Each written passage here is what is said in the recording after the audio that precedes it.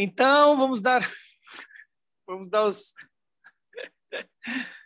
Olá, bem-vindos todos. Eu tinha feito a panaquice de não ter gravado, então tem que repetir algumas coisas aqui para vocês. Agora está gravando. Então, sejam todos bem-vindos. Temos pessoas novas aqui. Cândida é uma, Emília é outra. Roberta Holtz já estava aqui, eu já brinquei com a Holtz. Mari já é uma figurinha carimbada, acho que a Gláucia também. Elaine, Luzia Solange, Thaís, Raquel, Mari, sejam todos bem-vindos, viu?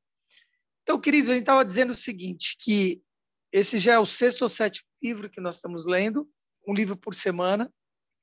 A gente lê com o PDF, eu compartilho o PDF com vocês, mas vocês também podem abrir o PDF aí com vocês, se vocês quiserem. O arquivo está no grupo. A gente solta o audiobook e vamos lendo e escutando. Isso treina o nosso foco.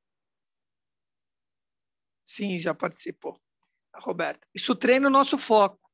Você tem que estar focado na história. Ler e escutar são duas funções que você junta. Isso dá foco, enfim, ajuda em uma série de coisas. E a gente redime o tempo, porque você força a sua leitura também. Se você fosse ler você ia levar muito mais tempo lendo, né, o livro. Quando você está escutando o audiobook, você mantém aquela leitura com a pessoa que está lendo, né?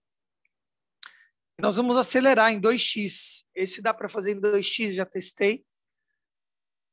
São 13 horas de gravações que teve em 2 blocos, em 2 partes. Então, significa que nós vamos ler em 6h30. Certo? Olha que maravilha. 6h30, matamos a história. De hoje a sexta, o que a gente precisaria era 1h20 por dia. Então, esses livros que são mais longos, o que a gente tem feito é fazer em 2 partes no dia, fazer de manhã, porque 1h20 de leitura não é só 1h20, tem mais o comentário, perguntas, etc. Isso vai ficar muito extenso, Então, a gente faz uma parte de manhã, 40 minutos de manhã, 40 minutos no final da tarde ou começo da noite. Tá? Vai depender da minha agenda, essa coisa toda. A gente busca sempre fazer só pela manhã, mas se o livro é mais extenso assim, não tem jeito, tem que dividir. Tá? É gravado, isso fica no YouTube, então se você não puder à tarde, por exemplo, você pode assistir depois, ok? E assim cada semana a gente vai matando um livro. Vamos comendo um livro, tá bom? Alguém tem perguntas?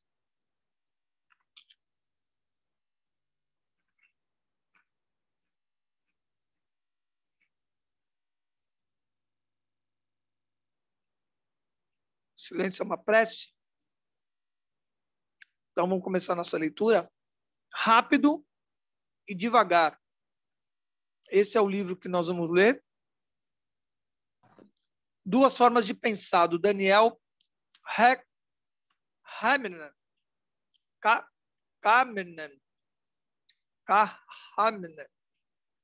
É um prêmio Nobel de Economia. Alguém abriu o microfone aí? Não. Então vamos nessa? Vamos ver o que esse cara tem para trazer para a gente. Lembrando que a forma com que eu tenho conduzido a nossa leitura é de uma forma humanista. Eu sou um pedagogo, sou um psicopedagogo clínico, né? Cliniquei durante muito tempo. E a ideia é a gente trazer essa leitura para nós, não para fora. Fora vai ser um reflexo da gente. Então, eu sempre trago essa leitura para nós. Como é que é? Por exemplo, nós lemos Empresas Feitas para Vencer. Quem que é a maior empresa? Nós somos a maior empresa. Você é o maior ativo. Bem-vinda, Liana. Então, eu puxo o tempo todo essa reflexão. Como é que é isso para a gente? Como é que isso funciona em nós? Que é a partir de nós que a coisa acontece. Tá? Beleza? Vamos nessa, Cândida? Vamos nessa. Então vamos lá.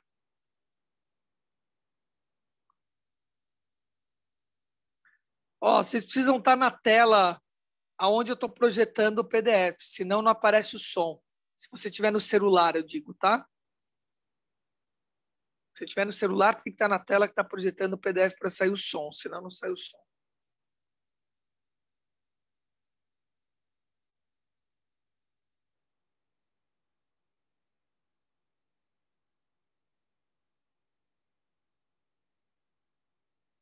O autor tem em mente um cenário em que os leitores de sua obra possam extrair proveito da leitura. No meu caso, é o proverbial cantinho do café no escritório, onde as pessoas trocam opiniões e fofocam. Espero enriquecer o vocabulário que as pessoas usam quando conversam sobre os julgamentos e escolhas dos outros, as novas políticas da empresa ou as decisões de investimento de algum colega.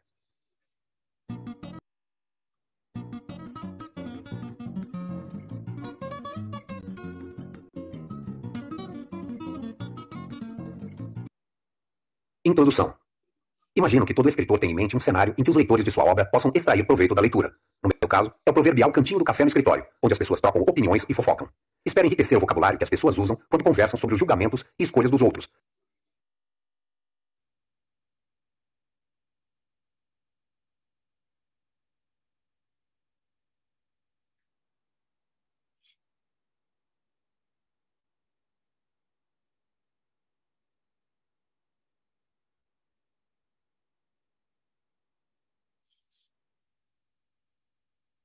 As novas políticas da empresa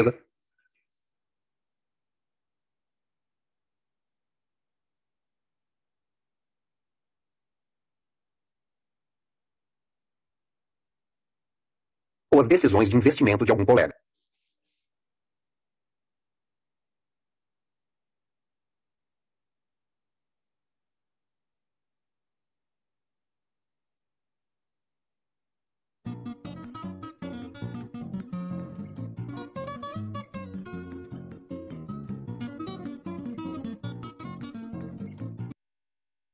Introdução. Imagino que todo escritor tem em mente um cenário em que os leitores de sua obra possam extrair proveito da leitura. No meu caso, é o proverbial cantinho do café no escritório, onde as pessoas trocam opiniões e fofocam. Espero enriquecer o vocabulário que as pessoas usam quando conversam sobre os julgamentos e escolhas dos outros, as novas políticas da empresa ou as decisões de investimento de algum colega. Por que damos ouvidos a fofocas? Porque é muito mais fácil, além de ser muito mais prazeroso, identificar e classificar os erros dos outros do que reconhecer nossos próprios erros. Questionar aquilo em que acreditamos e o que queremos já é difícil quando tudo vai bem, e particularmente difícil quando mais precisamos fazê-lo, mas podemos tirar proveito de opiniões fundamentadas. Muitos de nós antecipam espontaneamente como os amigos e colegas vão avaliar nossas escolhas. Portanto, a qualidade e o conteúdo desses julgamentos antecipados faz diferença. A expectativa de fofoca inteligente é um motivo poderoso para a autocrítica séria, mais poderoso do que resoluções de ano novo para melhorar as próprias tomadas de decisão no trabalho e na vida pessoal.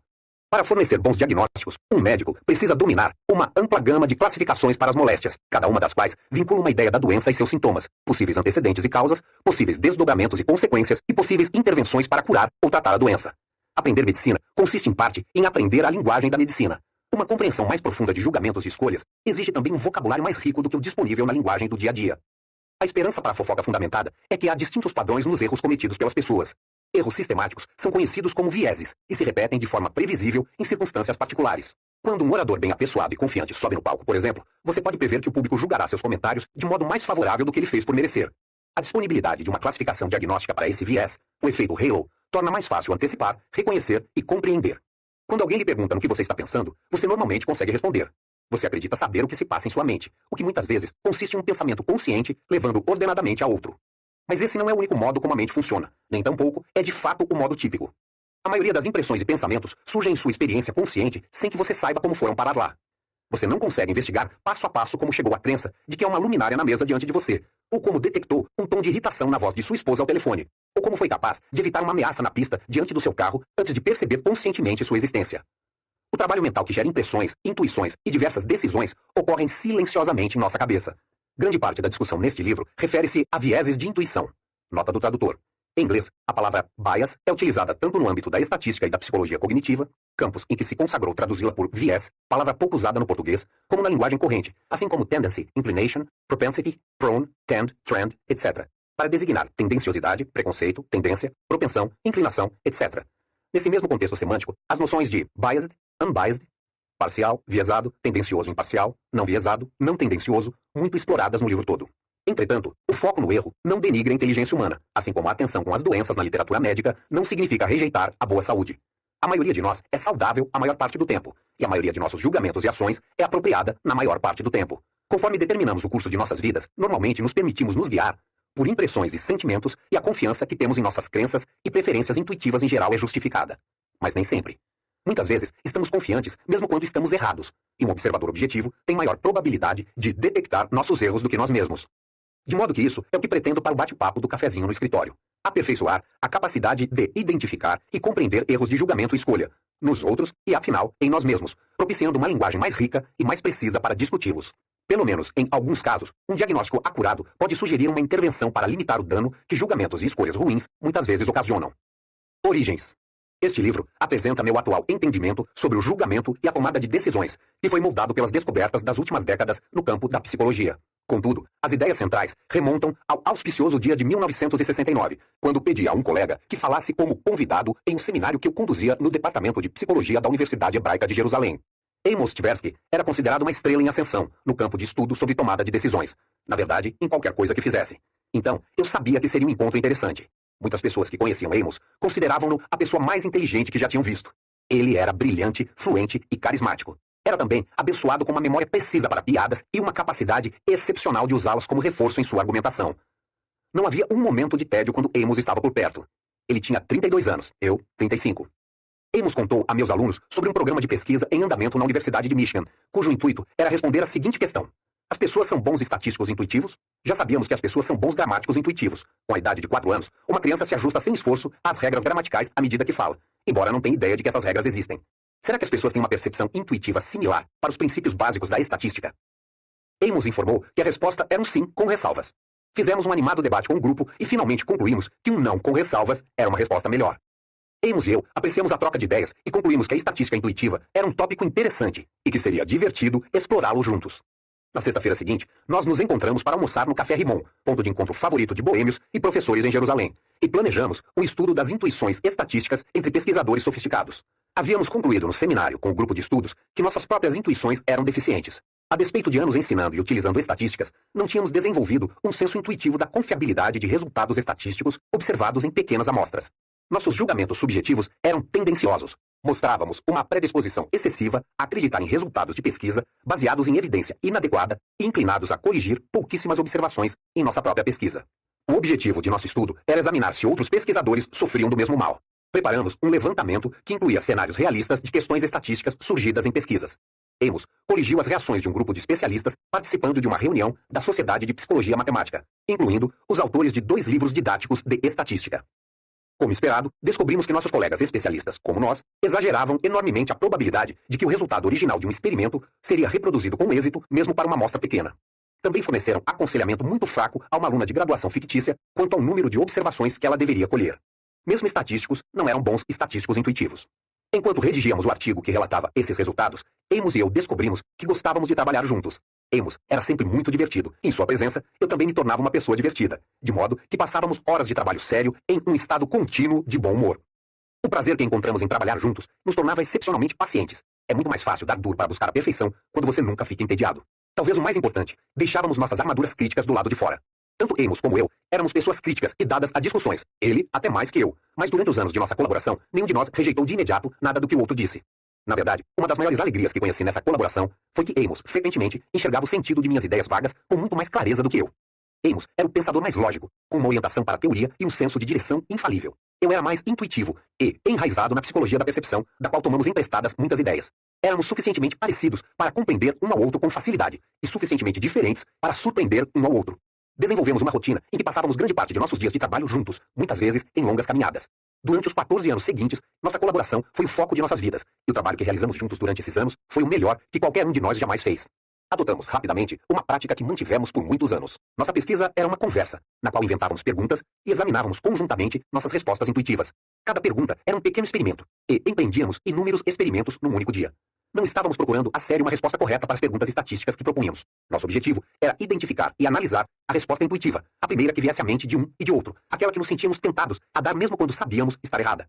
Acreditávamos, corretamente como veríamos, que qualquer intuição que ambos partilhássemos seria partilhada também por muitas outras pessoas, e que seria fácil demonstrar seus efeitos nos julgamentos. A certa altura descobrimos, para nosso imenso deleite, que tínhamos ideias tolas idênticas acerca das futuras profissões de diversas crianças muito pequenas que ambos conhecíamos. Podíamos identificar o advogado argumentativo de 3 anos de idade, o professor nerd, a psicoterapeuta compreensiva e levemente intrusiva. Claro que essas previsões eram absurdas, mas mesmo assim, nós as achávamos atraentes. Também estava claro que nossas intuições eram governadas pela semelhança de cada criança com o estereótipo cultural de uma profissão. O exercício divertido nos ajudou com uma teoria que estávamos começando a desenvolver na época, sobre o papel da semelhança em previsões. Depois, testamos e aperfeiçoamos essa teoria em dezenas de experimentos, como no exemplo seguinte. Ao considerar a pergunta a seguir, por favor, suponha que Steve foi escolhido ao acaso de uma amostra representativa. Um indivíduo foi descrito por outro como segue.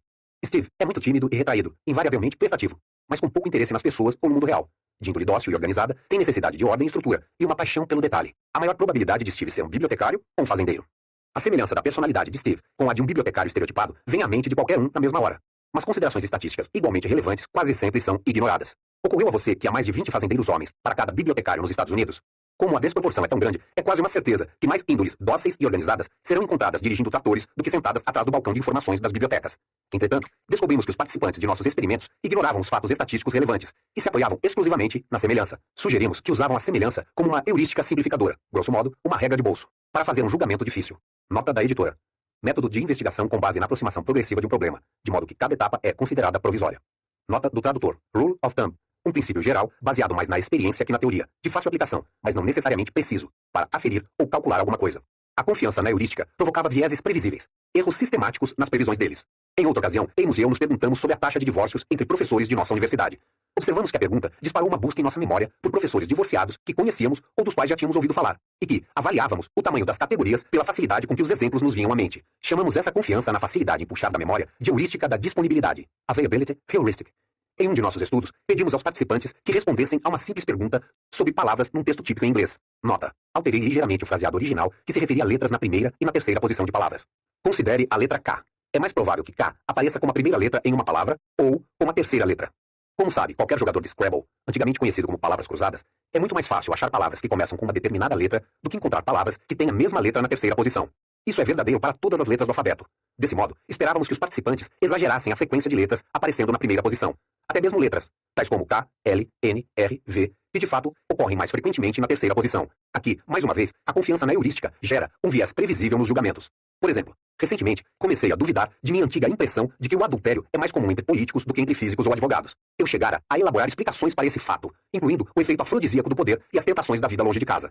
No fim, me dei conta de que as transgressões dos políticos têm muito maior probabilidade de serem noticiadas do que as transgressões de advogados e médicos. Minha impressão intuitiva talvez se devesse inteiramente à pauta dos jornais e à minha confiança na heurística da disponibilidade.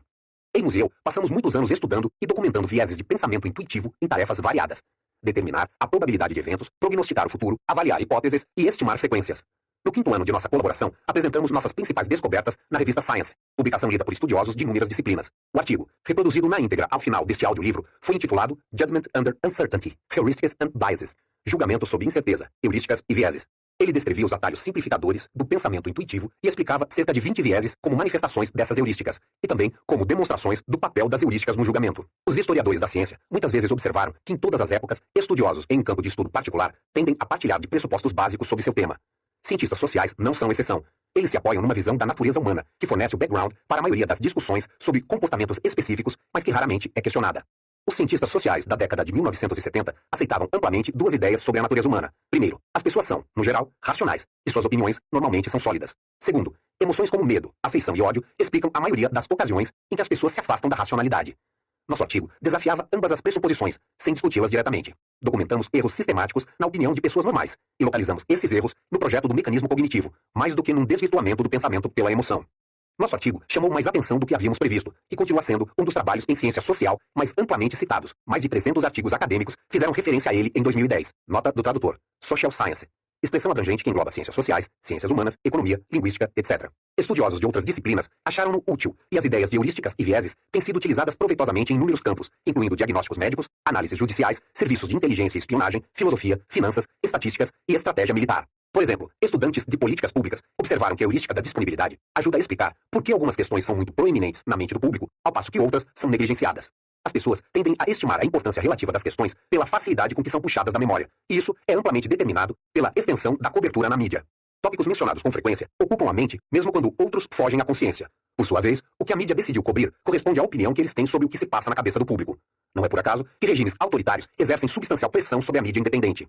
Como o interesse público é mais facilmente estimulado por eventos dramáticos e celebridades, frenesis alimentados pela mídia são comuns. Durante várias semanas após a morte de Michael Jackson, por exemplo, era virtualmente impossível encontrar um canal de televisão noticiando alguma outra coisa. Por outro lado, a pouca cobertura sobre assuntos críticos, mas pouco empolgantes, que não acarretam tanta dramaticidade, como o declínio do nível de ensino, ou o sobre investimento em recursos médicos no último ano de vida. Enquanto escrevo isto, percebo que minha escolha de exemplos com pouca cobertura foi guiada pela disponibilidade. Os assuntos que escolhi são mencionados com frequência. Temas igualmente importantes que estão menos disponíveis não me vieram à mente.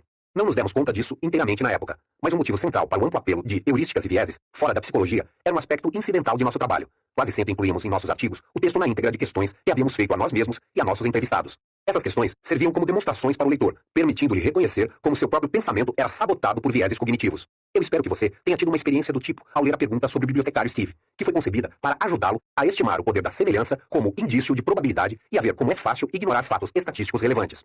O uso de demonstrações forneceu a pesquisadores de diversas disciplinas, notadamente filósofos e economistas, uma oportunidade incomum de observar possíveis falhas em suas próprias opiniões. Tendo visto a si mesmos falhar, eles ficaram mais inclinados a questionar a pressuposição dogmática, dominante na época, de que a mente humana é racional e lógica. A escolha do método foi crucial. Se tivéssemos relatado apenas resultados de experimentos convencionais, o artigo teria sido menos digno de atenção e menos memorável. Além do mais, leitores céticos teriam mantido o distanciamento dos resultados, atribuindo os erros de julgamento à conhecida falta de seriedade de alunos de graduação, os participantes típicos de estudos psicológicos. Claro que não escolhemos demonstrações em lugar de experimentos padronizados porque queríamos influenciar filósofos e economistas. Preferimos demonstrações porque eram mais divertidas e tivemos sorte em nossa escolha de método, bem como em inúmeros outros aspectos. Um tema recorrente deste livro é o de que a sorte desempenha um grande papel em toda a história de sucesso. Quase sempre é fácil identificar uma pequena mudança na história que teria transformado uma realização notável num desfecho medíocre. Nossa história não foi exceção. A reação ao nosso trabalho não foi uniformemente positiva. Em particular, nosso foco em vieses foi criticado no sentido de que sugeriam uma visão injustamente negativa da mente. Como esperado na ciência normal, alguns investigadores refinaram nossas ideias e outros ofereceram alternativas plausíveis. De modo geral, porém, a ideia de que nossas mentes são suscetíveis de erros sistemáticos é agora aceita. Nossa pesquisa sobre julgamento teve muito mais efeito nas ciências humanas do que imaginamos ser possível quando estávamos trabalhando com isso. Imediatamente após completar nosso exame do julgamento, mudamos nossa atenção para a tomada de decisões sob incerteza. Nosso objetivo era desenvolver uma teoria psicológica de como as pessoas tomam decisões sob aposta simples. Nota do tradutor. Serão traduzidas igualmente por aposta, apostar, as palavras gamble e bet, ambas compreendendo as noções de jogo de azar, risco, etc. Por exemplo, você aceitaria uma aposta para lançar uma moeda em que ganhará $130 se der cara e perderá $100 se der coroa? Essas escolhas elementares têm sido usadas há tempos para examinar questões amplas sobre tomada de decisão, tal como o peso relativo que as pessoas atribuem a coisas seguras e a resultados incertos.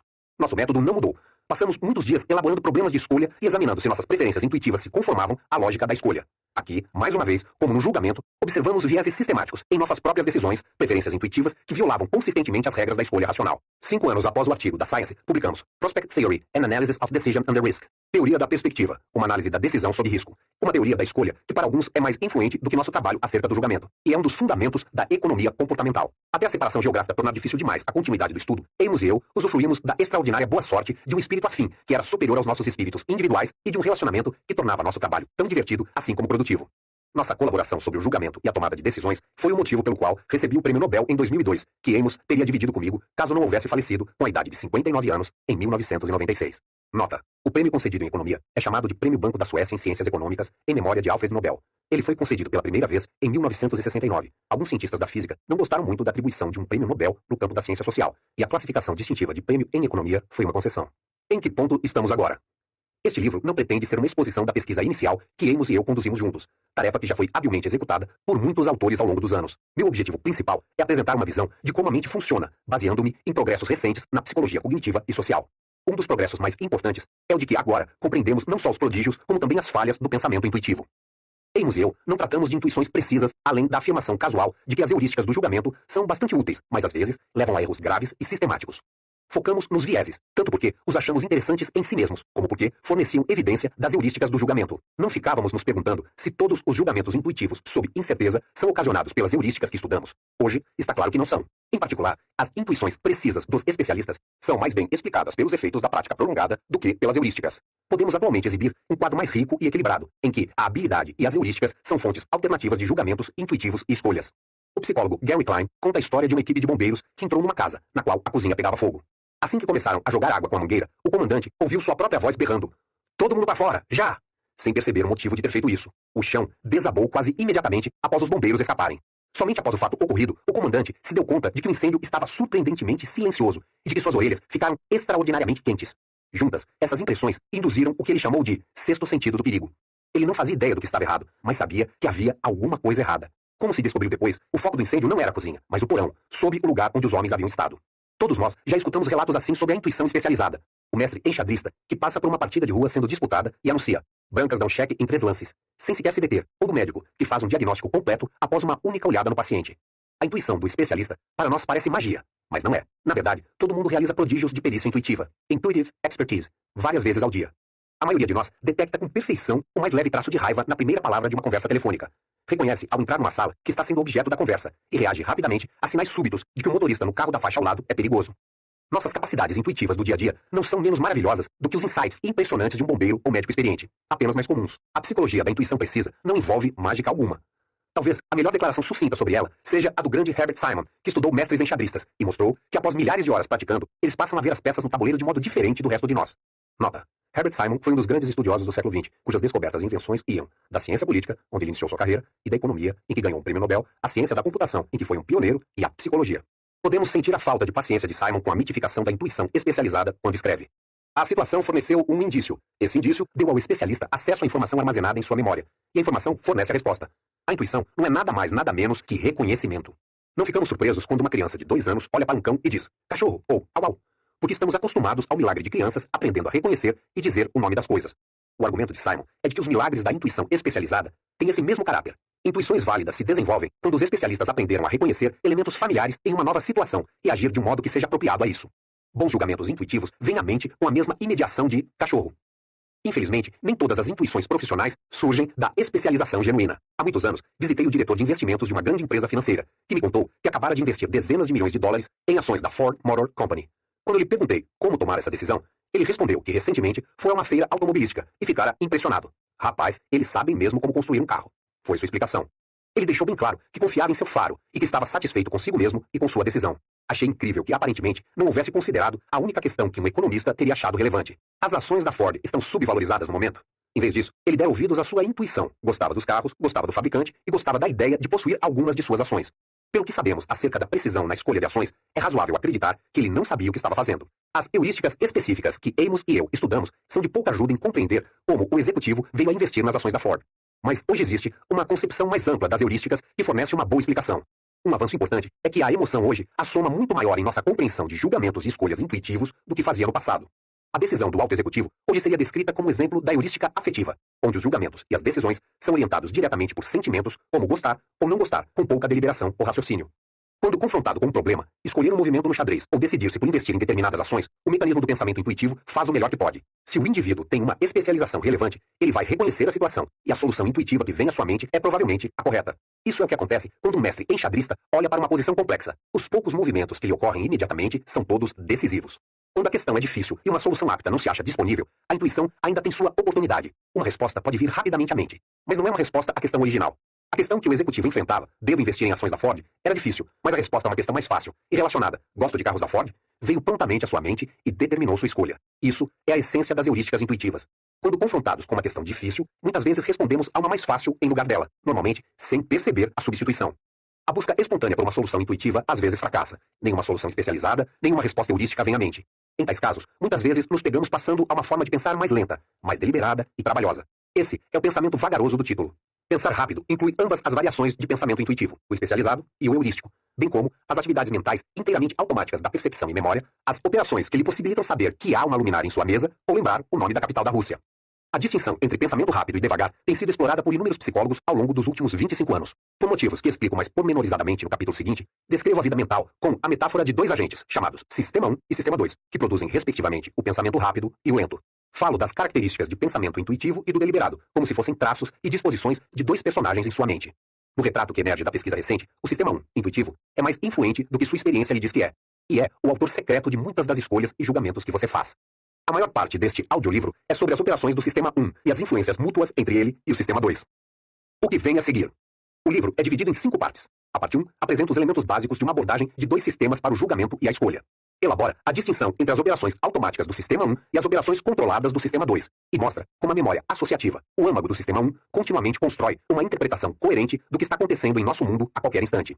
Tento dar uma ideia da complexidade e riqueza dos processos automáticos e muitas vezes inconscientes que subjazem ao pensamento intuitivo e de como esses processos automáticos explicam as heurísticas de julgamento. Um dos objetivos é apresentar uma linguagem para pensar e falar sobre a mente.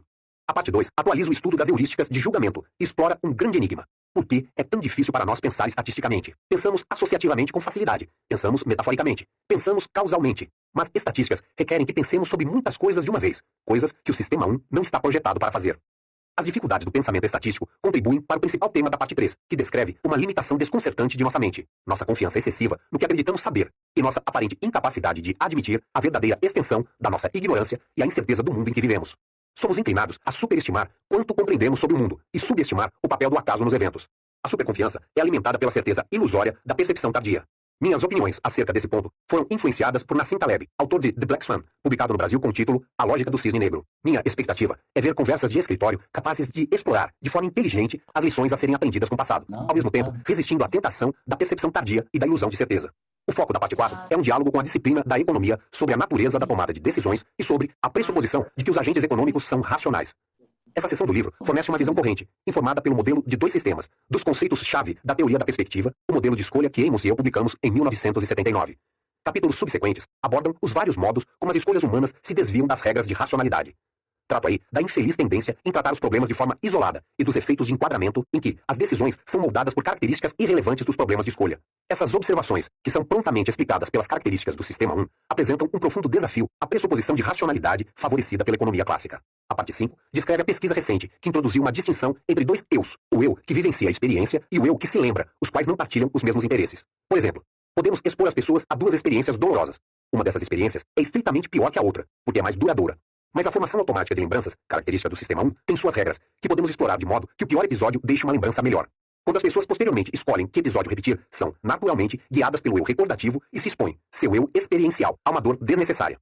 A distinção entre os dois eus é aplicada à medição de bem-estar, onde descobrimos mais uma vez que o que torna o eu experiencial feliz não é exatamente a mesma coisa que satisfaz o eu da lembrança. Como dois eus dentro de um único corpo podem perseguir a felicidade, suscita algumas questões difíceis, tanto para os indivíduos como para as sociedades que veem o bem-estar da população como um objetivo das políticas públicas. Um capítulo de conclusão explora, em ordem inversa, as implicações de três distinções traçadas no livro.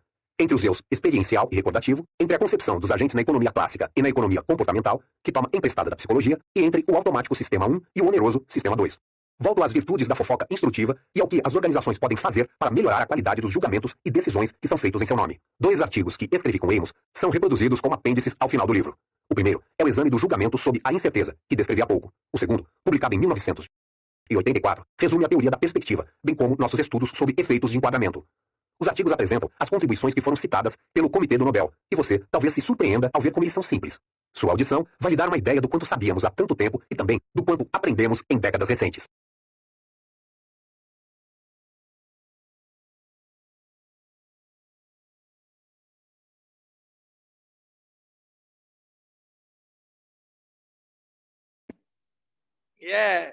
Caramba, interessante! Interessante! Estão me escutando, né? Queridos, a gente vai fazendo algumas pausas no meio para, inclusive, poder trabalhar essa questão de pausa cognitiva. Ó. Pra vocês terem uma ideia, nós já lemos 50 minutos do audiobook. Nós já escutamos 50 minutos do audiobook, ou seja, em 25 minutos. Né? Doideira isso, não é não? Elaine está aqui olhando para mim, mas está fazendo outra coisa que eu estou vendo. Ela fazendo outra coisa. É o seguinte, quero trazer uma reflexão aqui para vocês que acho que é importante. Alguns sabem, outros não. Cândida, por exemplo, acredito que ela não saiba. Esmíria se mandou. Não está mais aqui. Assim é.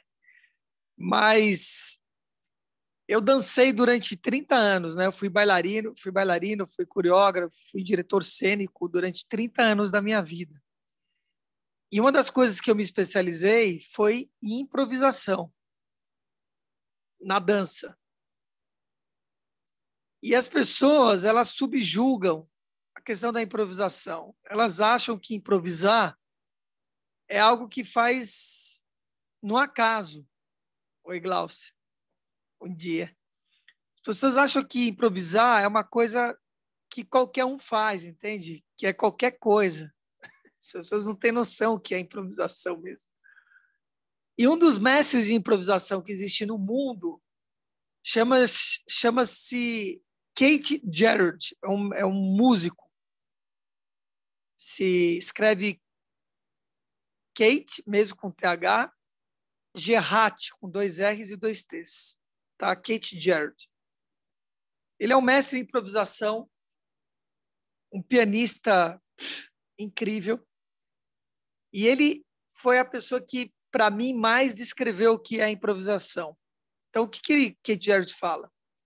Improvisar é você tendo conhecimento, você não está nem no futuro, nem no passado, mas sim no momento presente, acessando todas essas informações. Ou seja, com esse campo intuitivo aberto. Então, improvisar, você não improvisa do nada. Você improvisa a partir da informação que você já tem, que você já adquiriu, em que você não fica pensando o que vai ser, nem o que foi. Você deixa o acesso vir e faz. Então, é isso que ele está falando. Quando ele fala a respeito do sistema 1 e sistema 2, ele está falando de um sistema racional, em que você vai racionalizar, colocar numa didática, metodológica, etc., e outro você vai colocar num lugar onde é mais intuitivo, onde você vai deixar mais solto. Eu sou muito intuitivo, a minha equipe fica louca comigo por conta disso, porque eu vou no intuitivo, eu vou acessando as informações e vou fazendo as coisas, mas eu acesso aonde? No conhecimento que eu já tenho, não do nada da história. Então, as pessoas que não são intuitivas, elas são normalmente rígidas. Elas precisam estar baseadas num sistema, precisam estudar, por exemplo, vai dar aula, você vê gente dar aula. Não, preciso montar minha aula. Né? Você escuta muito isso, preciso montar minha aula. Aí vai, estuda, coloca ipsis lá, não sei o quê, papá. Isso engessa completamente. Você deixa de respirar isso que ele está falando, que é essa hermenêutica, esse lugar, entende? Que você vai acessar o além, você vai acessar informações do mundo do alto, sabedoria do mundo alto. Não é possível, porque você está engessado. O inverso é verdadeiro. Se a pessoa não tem nenhuma metodologia e ele está só solto, fica uma coisa sem base, sem fundamento. Então, você precisa ter os dois, você precisa estar caminhando nos dois. Mas a maioria hoje da humanidade caminha só do lado de lá, que é essa coisa metodológica, científica, racional. Tá? É isso que ele vai explorar, muito interessante. Vamos ver como é que ele traz isso aí, tá bom? Vamos continuar? Bora lá, fizemos um respiro aqui, para foco.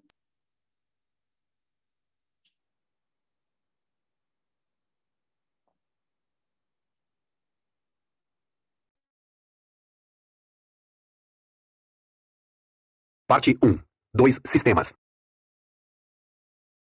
1. Os personagens da história. Para observar sua mente em um modo automático, dê uma olhada na figura 1 no PDF que acompanha este audiolivro.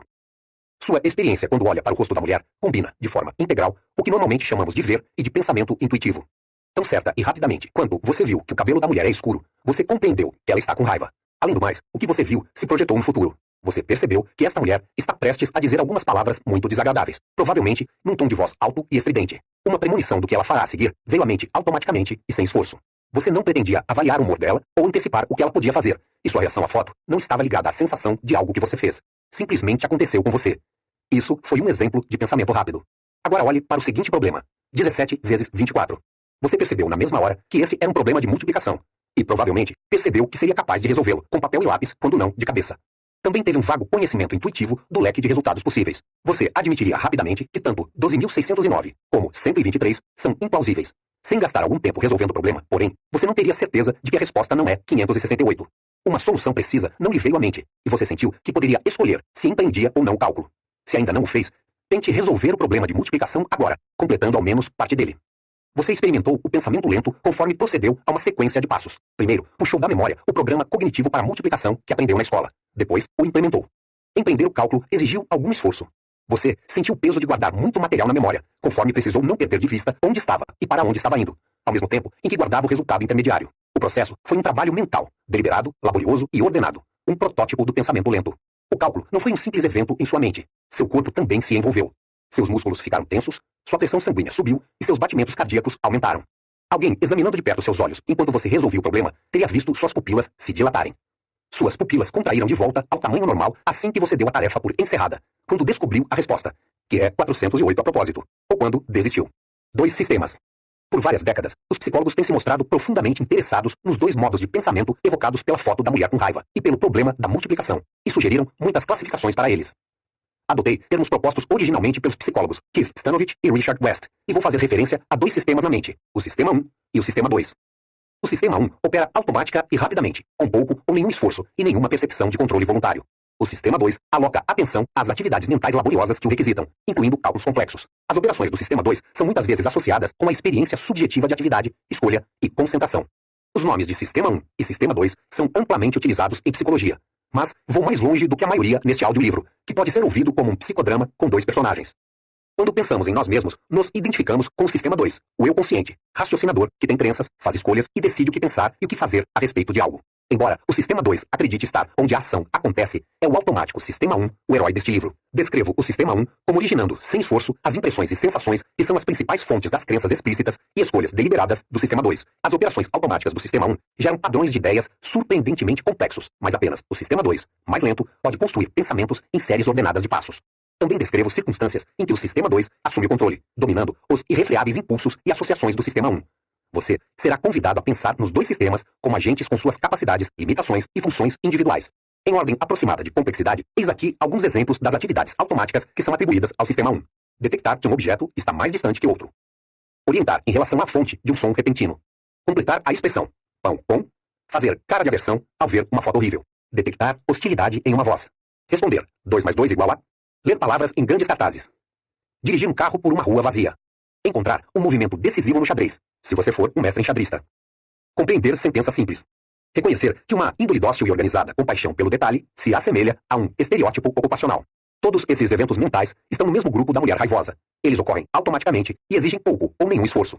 As capacidades do Sistema 1 incluem habilidades inatas que compartilhamos com outros animais.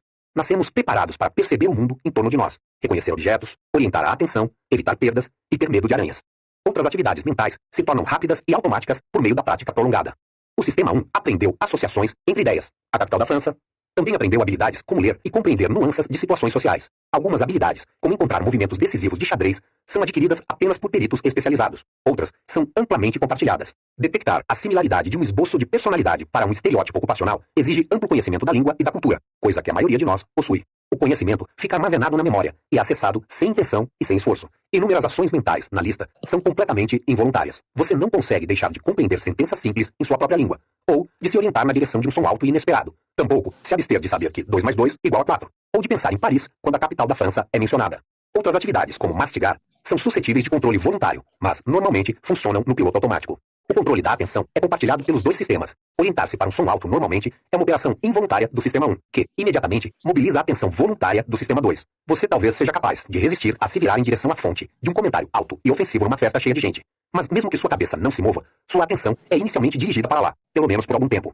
Entretanto, a atenção pode se afastar de um foco indesejado, principalmente com uma concentração intensa em outro alvo. As operações altamente diversificadas do Sistema 2 têm uma característica em comum. Elas exigem atenção e são interrompidas quando a atenção é desviada. Eis aqui alguns exemplos. Manter-se no lugar para o tiro de largada numa corrida. Concentrar a atenção nos palhaços do circo. Concentrar-se na voz de determinada pessoa em uma sala cheia e barulhenta. Procurar uma mulher de cabelos brancos. Sondar a memória para identificar um som surpreendente. Manter uma velocidade de caminhada mais rápida do que o natural para você. Monitorar a conveniência de seu comportamento numa situação social. Contar as ocorrências da letra A numa página de texto. Dizer a alguém seu número de telefone. Estacionar numa vaga apertada. Para a maioria das pessoas, exceto manobristas de garagem. Comparar duas máquinas de lavar roupa em relação ao valor global. Preencher um formulário de imposto. Verificar a validade de um argumento lógico complexo. Em todas essas situações, você deve prestar atenção, e você não se sairá muito bem, ou nada bem, se não estiver preparado, ou se sua atenção for direcionada inapropriadamente.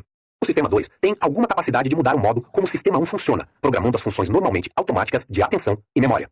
Quando espera por um parente numa agitada estação de trem, por exemplo, você pode se dispor, quando quiser, a procurar por uma mulher de cabelos brancos, ou um homem de barba, e desse modo, aumentar a probabilidade de detectar seu parente de longe. Você pode ajustar sua memória para procurar capitais que começam com a letra N, ou romances existencialistas franceses. E quando aluga um carro no aeroporto Heathrow em Londres, a atendente provavelmente vai lembrá-lo que aqui dirigimos do lado esquerdo da rua. Em todos esses casos, exige-se de você que faça algo que não lhe vem naturalmente. E você vai descobrir que manter de forma consciente um ajuste exige um emprego contínuo de pelo menos algum esforço. A expressão tantas vezes utilizadas em inglês, pay attention, cabe bem aqui. Nota do tradutor. Na tradução, o jogo de palavras se perde. Prestar atenção, mas literalmente pagar atenção. Você dispõe de um orçamento de atenção limitado para alocar as suas atividades e, se tenta ir além desse orçamento, fracassa. Uma característica das atividades que exigem esforço é que elas interferem umas com as outras, motivo pelo qual é difícil ou impossível conduzir várias delas ao mesmo tempo. Você não consegue calcular o produto de 17 vezes 24 fazendo uma curva à esquerda no tráfego pesado, e certamente é melhor não tentar. Você pode fazer várias coisas ao mesmo tempo, mas apenas se forem fáceis e pouco exigentes. É provavelmente seguro conversar com a pessoa no banco do passageiro enquanto dirige por uma estrada vazia. E muitos pais já descobriram, talvez com alguma culpa, que conseguem ler uma história para uma criança enquanto pensam em alguma outra coisa. Todo mundo tem alguma consciência da capacidade de atenção limitada, e nosso comportamento social leva em consideração essas limitações. Quando o motorista de um carro está ultrapassando um caminhão em uma pista estreita, por exemplo, os passageiros adultos, muito sensatamente, param de falar. Eles sabem que distrair um motorista não é uma boa ideia, e também suspeitam que ele está temporariamente surdo e não vai ouvir o que dizem. Foco intenso numa tarefa pode tornar a pessoa efetivamente cega, mesmo a estímulos que em geral atraem a atenção. A demonstração mais radical disso foi feita por Christopher Chabry e Daniel Simons em seu livro O Gorila Invisível. Eles montaram um curta-metragem de duas equipes tocando passes de basquete, uma das equipes com camisetas brancas, a outra vestindo preto. Os espectadores do filme são instruídos a contar o número de passes feitos pelo time branco, ignorando os jogadores de preto. Essa tarefa é difícil e completamente absorvente. No meio do vídeo, uma mulher usando um traje de gorila aparece, atravessa a quadra, bate no peito e vai embora. O gorila fica à vista por 9 segundos. Milhares de pessoas assistiram ao vídeo e cerca da metade delas não observou nada de incomum. É a tarefa de contar e, sobretudo, a instrução de ignorar uma das equipes que causa cegueira. Ninguém que assiste ao vídeo sem a tarefa deixaria de ver o gorila.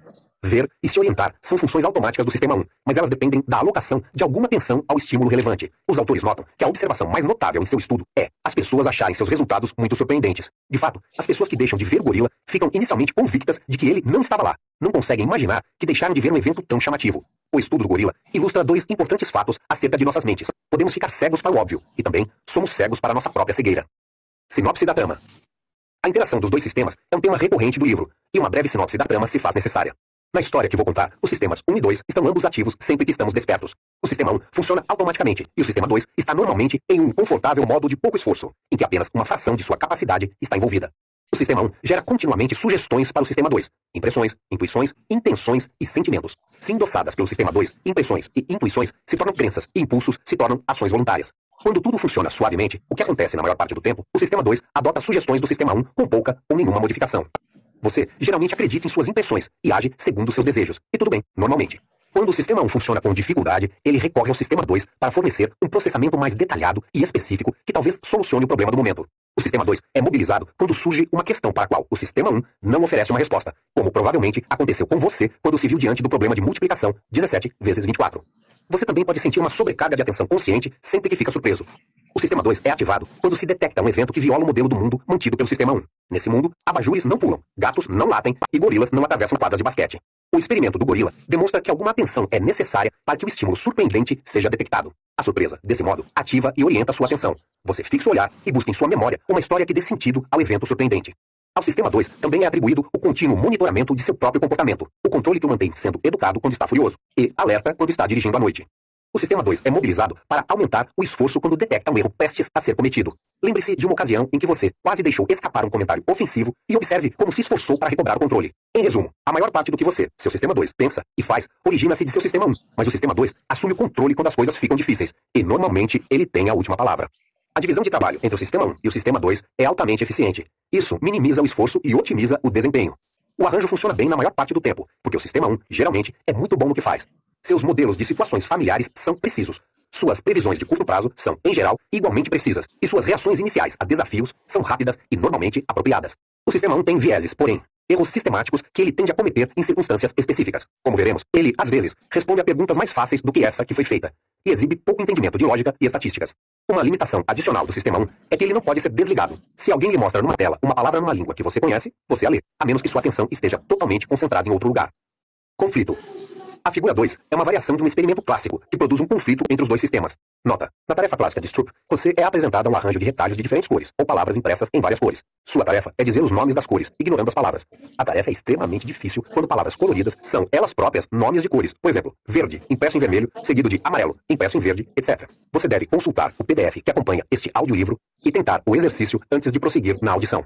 Você quase certamente conseguiu dizer as palavras corretas em ambas as tarefas, e sem dúvida, descobriu que algumas partes de cada tarefa eram bem mais fáceis que outras. Quando identificou as maiúsculas e as minúsculas, a coluna da esquerda foi fácil, e a coluna da direita obrigou a diminuir a velocidade e talvez a gaguejar ou hesitar. Quando você nomeou a posição das palavras, a coluna da esquerda foi difícil, e a da direita foi bem mais fácil. Essas tarefas envolvem o sistema 2, porque dizer maiúscula, minúscula ou direita, esquerda não é o que rotineiramente você faz quando está percorrendo uma coluna de palavras. Uma das coisas que você fez para se ajustar à tarefa foi programar sua memória de modo que as palavras relevantes, maiúscula e minúscula para a primeira tarefa, ficassem na ponta de sua língua. A priorização das palavras escolhidas é eficaz e a tentação moderada de ler outras palavras foi razoavelmente fácil de resistir quando você percorreu a primeira coluna. Mas a segunda coluna era diferente, pois continha palavras para as quais você estava ajustado, e você não podia ignorá-las. Você foi, na maior parte, capaz de responder corretamente, mas dominar a reação antagônica exigiu esforço, e isso diminuiu sua velocidade. Você experimentou um conflito entre uma tarefa que pretendia empreender e uma reação automática que interferiu com isso. O conflito entre uma reação automática e uma intenção de controlá-la é comum em nossas vidas. Qualquer um está familiarizado com a experiência de tentar não encarar o casal vestido de maneira excêntrica na mesa ao lado em um restaurante.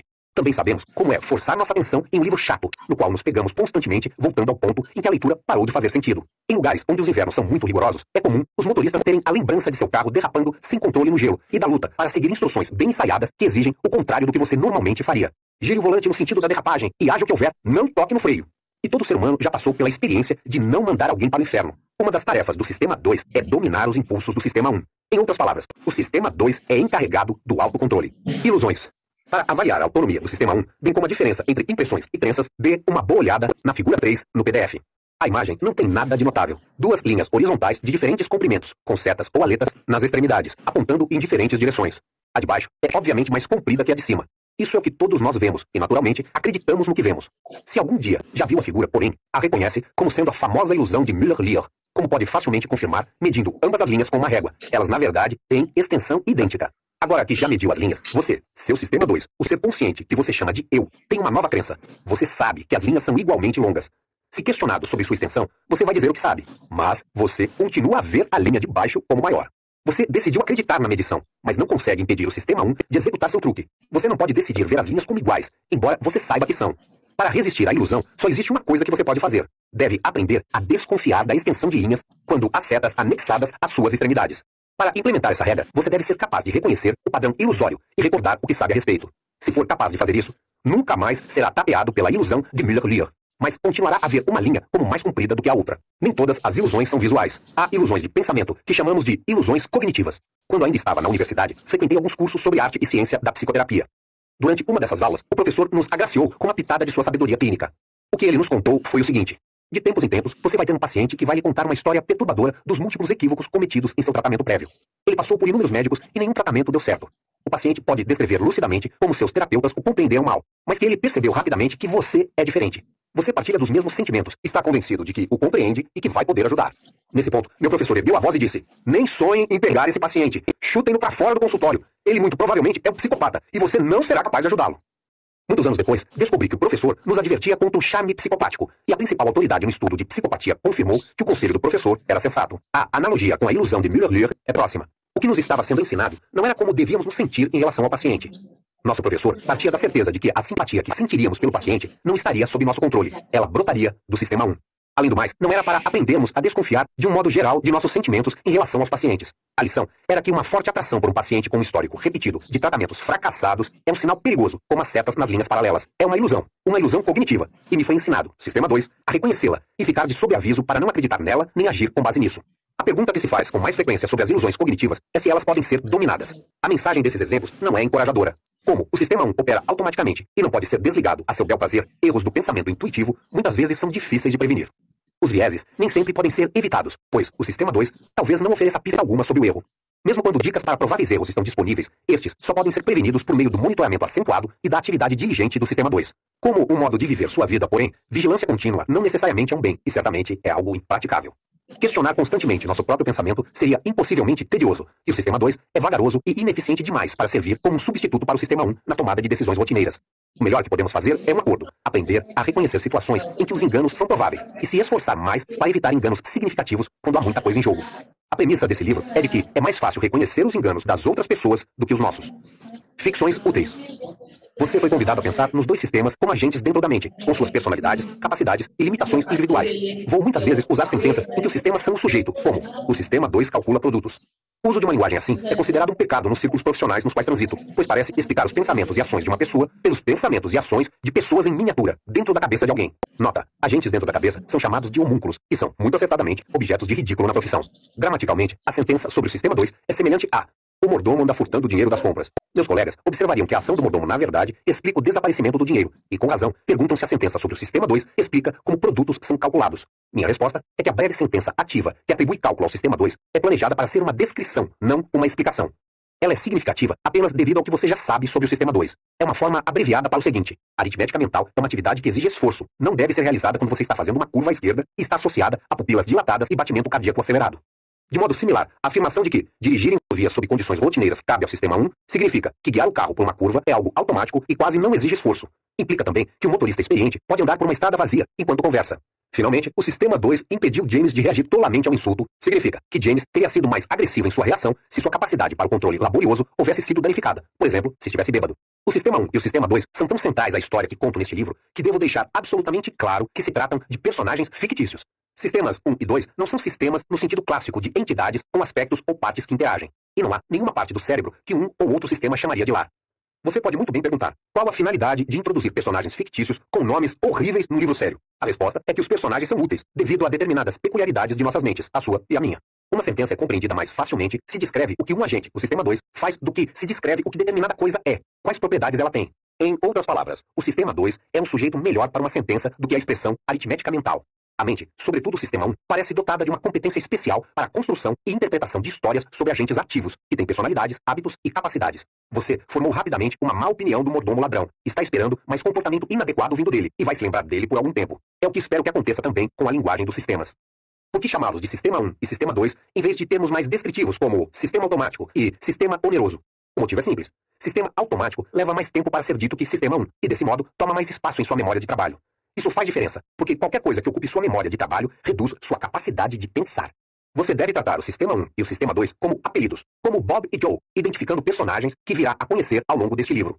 Os sistemas fictícios tornam mais fácil para mim pensar acerca de julgamento e escolha, e tornarão mais fácil para você compreender o que eu digo. Falando de sistema 1 e sistema 2.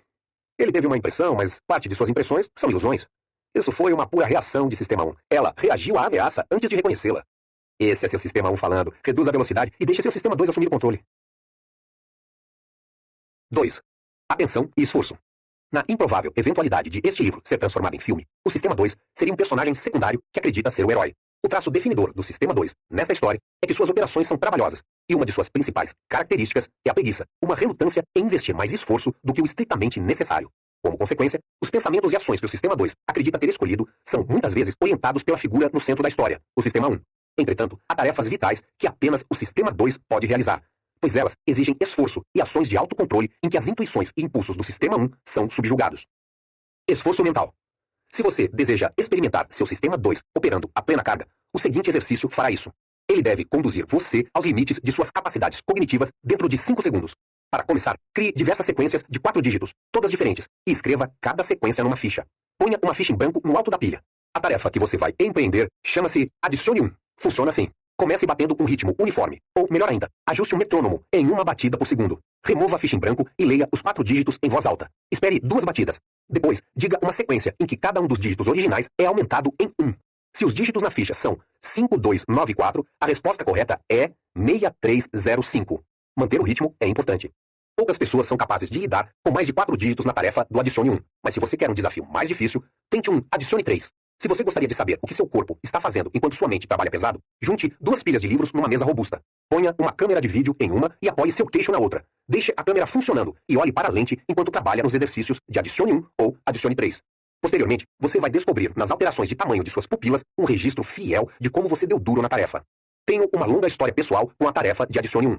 No início de minha carreira, passei um ano na Universidade de Michigan como visitante em um laboratório que estudava hipnose. Procurando um tema de pesquisa útil, encontrei um artigo na Scientific American em que o psicólogo Eckhart Hess descrevia a pupila como uma janela para a alma. Eu o reli recentemente e voltei a achá-lo inspirador. Ele começa com Hess relatando que sua esposa notou como suas pupilas se dilatavam quando ele observava belas fotos da natureza, e termina apresentando duas fotos impressionantes de uma mesma linda mulher, que de algum modo parece muito mais atraente numa foto do que na outra. Apenas uma diferença. As pupilas estão dilatadas na foto atraente e contraídas na outra. Hess também escreveu a respeito da beladona, uma substância dilatadora da pupila que é usada como cosmético e sobre compradores em um bazar que usam óculos escuros de modo a ocultar dos vendedores seu nível de interesse. Uma das descobertas de Hess chamou particularmente minha atenção. Ele havia notado que as pupilas são indicadores sensíveis de esforço mental. Elas dilatam substancialmente quando as pessoas multiplicam números de 2 dígitos e dilatam em maior grau com os problemas difíceis e em menor grau com os fáceis. Suas observações indicaram que a reação ao esforço mental é distinta da excitação emocional. O trabalho de Hess não tinha muito a ver com hipnose, mas concluí que a ideia de uma indicação visível de esforço mental era promissora como tema de pesquisa. Um aluno de graduação no laboratório, Jackson Beatty, partilhou de meu entusiasmo e pusemos mãos à obra. Beatty e eu desenvolvemos um equipamento semelhante ao consultório de um oculista, em que o participante do experimento ajustava a cabeça num apoio de queixo e testa e olhava para uma câmera ao mesmo tempo em que escutava informação previamente gravada e respondia a perguntas sobre a gravação das batidas de um metrônomo. As batidas disparavam um flash de luz infravermelha a cada segundo, batendo uma foto. No fim de cada sessão experimental, corríamos para revelar o filme, projetar as imagens da pupila numa tela e trabalhar com uma régua. O método foi perfeito para 2 pesquisadores jovens e impacientes. Ficávamos sabendo de nossos resultados quase imediatamente, e eles sempre contavam uma história clara. Beatty e eu nos concentramos em tarefas com um ritmo, como a adicione 1, em que sabíamos precisamente o que se passava na mente do objeto de estudo a um dado momento. Gravávamos sequências de dígitos nas batidas do metrônomo e instruíamos a pessoa a repetir ou transformar os dígitos um por um, mantendo o mesmo ritmo. Logo descobrimos que o tamanho da pupila variava segundo a segundo, refletindo as alterações de exigências da tarefa. O formato da reação era um V invertido. Conforme sua experiência ao tentar a tarefa de adicione 1 ou adicione 3, o esforço aumenta a cada dígito adicionado que você escuta. Atinge um pico quase intolerável conforme se apressa a fornecer uma sequência transformada durante e imediatamente após a pausa. E relaxa, gradualmente, à medida que você descarrega sua memória de curto prazo. Os dados de pupila correspondiam precisamente à experiência subjetiva. Sequências mais longas invariavelmente causavam dilatações maiores. A tarefa de transformação aumentava o esforço e o pico de tamanho da pupila coincidia com o máximo esforço. A adicione 1 com 4 dígitos levava a uma dilatação maior do que a tarefa de guardar 7 dígitos para recordação imediata. A adicione 3, que é muito mais difícil, é a mais exigente que já observei. Nos primeiros 5 segundos, a pupila dilata a cerca de 50% de sua área original e a pulsação cardíaca aumenta em cerca de 7 batimentos por minuto. Isso é o mais duro que alguém pode dar. As pessoas desistem se maior esforço do que isso lhes for exigido. Quando expusemos nossos sujeitos pesquisados a mais dígitos do que eram capazes de lembrar, suas pupilas paravam de dilatar ou efetivamente encolhiam. Trabalhamos alguns meses num espaçoso apartamento de porão onde havíamos montado um sistema de circuito fechado, que projetava uma imagem da pupila da pessoa numa tela no corredor. Também podíamos ouvir o que estava acontecendo no laboratório. O diâmetro da pupila projetada era de cerca de 30 centímetros. Observá-la se dilatar e se contrair quando o participante estava executando algo era uma visão fascinante, uma atração e tanto para quem visitava o laboratório. Nós nos divertíamos e impressionávamos nossos amigos com nossa capacidade de adivinhar quando o participante desistia de uma tarefa. Durante uma multiplicação feita de cabeça, a pupila normalmente dilatava um tamanho grande em alguns segundos e continuava grande enquanto o indivíduo continuasse a trabalhar no problema. Ela contraía imediatamente quando a pessoa encontrava uma solução ou desistia. Observando do corredor, às vezes surpreendíamos tanto o dono da pupila quanto nossos convidados, perguntando: por que parou de executar a tarefa neste exato momento? A resposta, vinda de dentro do laboratório, geralmente era: como você sabia? Ao que respondíamos: temos uma janela para sua alma. As observações casuais que fazíamos do corredor às vezes eram tão informativas quanto os experimentos formais. Fiz uma descoberta significativa quando observava sem maior interesse a pupila de uma mulher durante um intervalo entre 2 tarefas. Ela permanecia em sua posição no apoio do queixo, de modo que eu podia ver a imagem de seu olho enquanto ela empreendia uma conversa rotineira com o pesquisador. Fiquei surpreso em notar que a pupila permanecia pequena e não dilatava visivelmente conforme ela conversava e escutava. Ao contrário das tarefas que estávamos estudando, a conversação mundana aparentemente exigia pouco ou nenhum esforço, tanto quanto conservar na memória 2 ou 3 dígitos. Foi um momento de eureka. Percebi que as tarefas que havíamos escolhido para o estudo eram excepcionalmente trabalhosas. Uma imagem me veio à cabeça. A vida mental. Hoje em dia, eu diria, a vida do Sistema 2 é normalmente conduzida ao ritmo de uma caminhada confortável, às vezes interrompida por episódios de corrida leve e, em raras ocasiões, um tiro frenético. Os exercícios de adicione 1 e adicione 3 são tiros, e a conversa casual é uma caminhada. Descobrimos que as pessoas, quando ocupadas num tiro mental, podem ficar efetivamente cegas. Os autores de O Gorila Invisível tornaram o gorila invisível, mantendo os observadores intensamente ocupados na contagem de passes. Registramos um exemplo de cegueira um tanto menos dramático durante o adicione 1. Nossos participantes eram expostos a uma série de letras piscando rapidamente, enquanto executavam seu trabalho.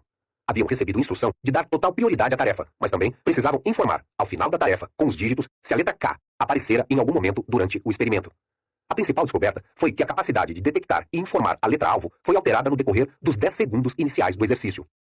Os observadores quase nunca perdiam um K que fosse mostrado no início ou perto do fim da tarefa do adicione 1, mas perdiam o alvo quase na metade das ocasiões em que o esforço mental se encontrava em seu pico, embora tivéssemos imagens do olho muito aberto dos voluntários fitando-o diretamente. Falhas de detecção seguiam o mesmo padrão em V invertido da pupila dilatada. A similaridade era tranquilizadora. A pupila era uma boa medida da excitação física que acompanha o esforço mental, e podíamos seguir em frente e usá-la para compreender como a mente funciona.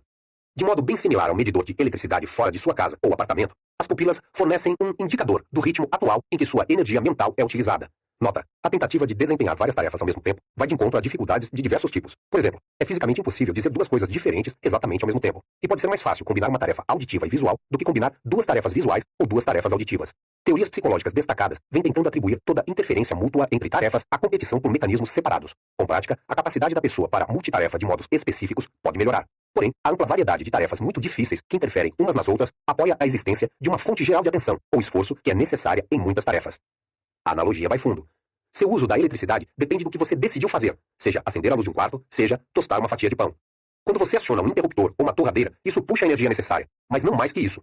De modo semelhante, decidimos o que fazer, mas temos controle limitado sobre o esforço de fazê-lo. Suponha que lhe sejam mostrados 4 dígitos, digamos 9462, e que lhe digam que sua vida depende de que os retenha na memória por 10 segundos. Por mais que queira viver, você não consegue exercer tanto esforço nessa tarefa quanto seria forçado a investir para completar uma transformação de adicione 3 dos mesmos dígitos. O sistema 2 e os circuitos elétricos em sua casa têm ambos capacidade limitada, mas reagem de forma diferente à ameaça de sobrecarga. Um disjuntor desmonta quando a demanda por corrente é excessiva, levando todos os dispositivos nesse circuito a perder a energia de uma vez só. Por outro lado, a reação à sobrecarga mental é seletiva e precisa. O sistema 2 protege a atividade mais importante, de modo que ela recebe a atenção de que precisa. A capacidade reserva é alocada segundo a segundo para outras tarefas. Em nossa versão do experimento do gorila, instruímos os participantes a dar prioridade à tarefa com dígitos. Sabemos que eles seguiram essa instrução, pois o timing do alvo visual não teve nenhum efeito na tarefa principal. Se a letra crítica era apresentada em um momento de alta demanda, o participante simplesmente não a via. Quando a tarefa de transformação era menos exigente, o desempenho na detecção era melhor. A sofisticada alocação de atenção tem sido aperfeiçoada por uma longa história evolucionária. Orientação e reação rápidas ante as ameaças mais sérias ou as oportunidades mais promissoras melhoravam a chance de sobrevivência, e essa capacidade certamente não se restringe a humanos. Mesmo nos humanos modernos, o Sistema 1 assume o controle nas emergências e designa prioridade total a ações de autoproteção. Imagine-se ao volante de um carro que inesperadamente derrapa numa enorme mancha de óleo. Você vai ver que reagiu à ameaça antes de ficar inteiramente consciente dela. Beatty e eu trabalhamos juntos durante apenas um ano, mas nossa colaboração teve grande efeito em nossas carreiras subsequentes. Acabamos nos tornando as principais autoridades em pupilometria cognitiva, e eu escrevi um livro intitulado Attention and Effort, Atenção e Esforço, que era baseado em grande parte no que aprendemos juntos e na pesquisa subsequente que empreendi em Harvard no ano seguinte. Aprendemos muito sobre a mente em funcionamento, na qual agora penso como Sistema 2, com a medição de pupilas numa ampla variedade de tarefas. À medida que você se especializa numa tarefa, a demanda de energia diminui. Estudos do cérebro revelaram que o padrão de atividade associado com uma ação muda à medida que a habilidade aumenta, com menos regiões do cérebro envolvidas. O talento tem efeitos semelhantes. Indivíduos muito inteligentes necessitam menos esforço para resolver os mesmos problemas, como indicado tanto pelo tamanho da pupila como pela atividade cerebral. Uma lei do menor esforço geral se aplica tanto ao esforço cognitivo quanto ao físico. Essa lei determina que se há vários modos de atingir o mesmo objetivo, as pessoas acabarão por tender ao curso de ação menos exigente. Na economia da ação, esforço é um custo, e a aquisição de habilidade é impulsionada pelo equilíbrio de benefícios e custos. A preguiça é algo profundamente arraigado em nossa natureza. As tarefas que estudamos variaram consideravelmente em seus efeitos sobre a pupila.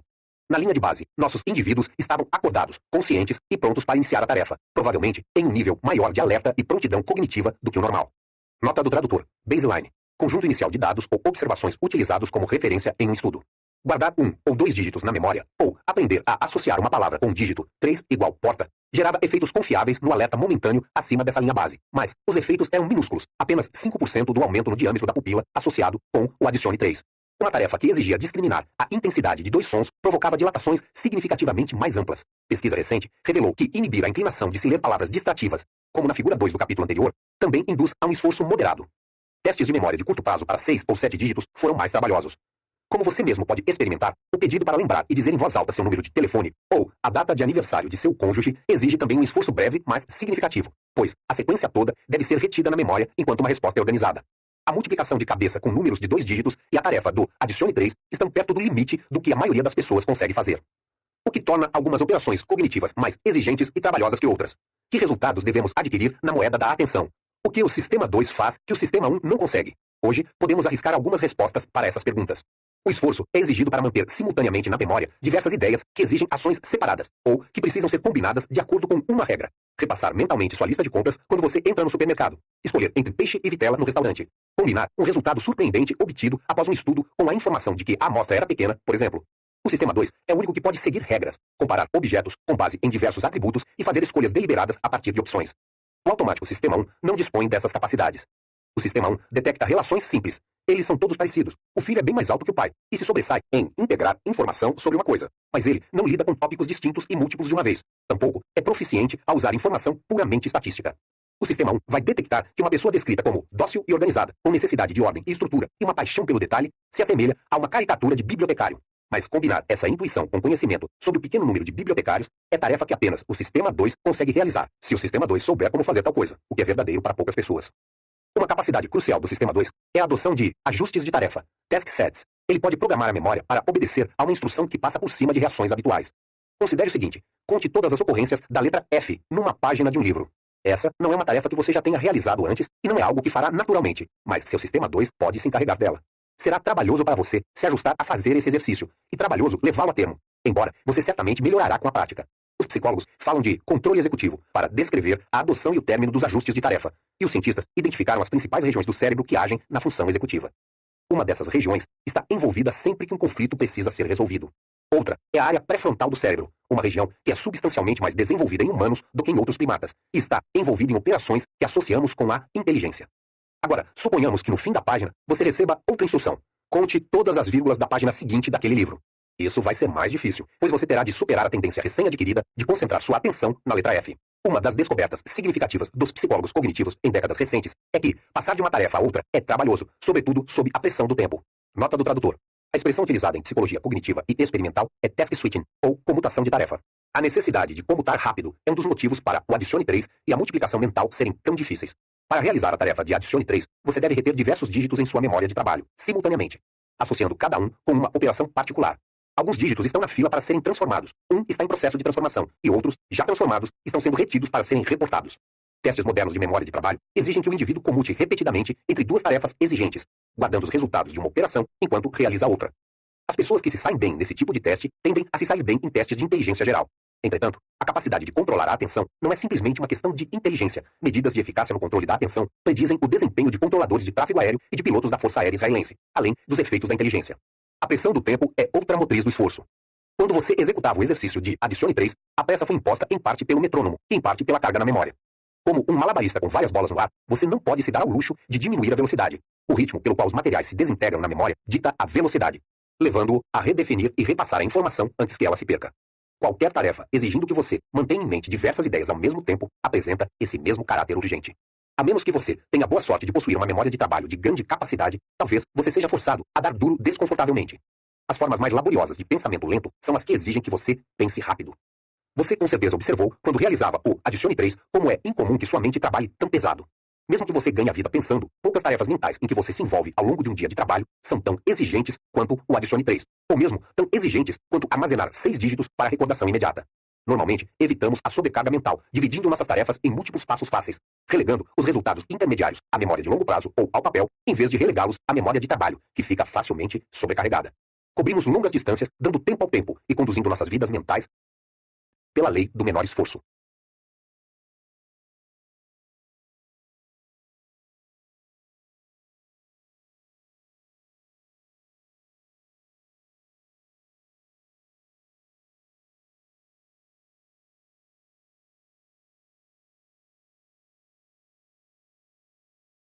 Falando de atenção e esforço. Não vou tentar resolver isso enquanto dirijo. Essa é uma tarefa dilatadora de pupila. Exige esforço mental. A lei do menor esforço está em operação aqui.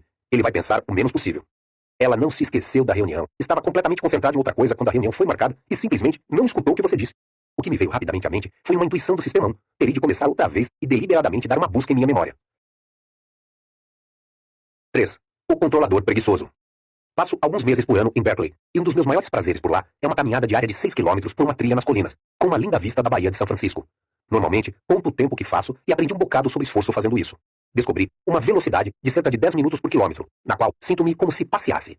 Sem dúvida, exerço mais esforço físico e queimo mais calorias nessa velocidade do que se ficasse sentado numa espreguiçadeira, mas não sinto nenhuma tensão, nenhum conflito, nenhuma necessidade de forçar meu limite.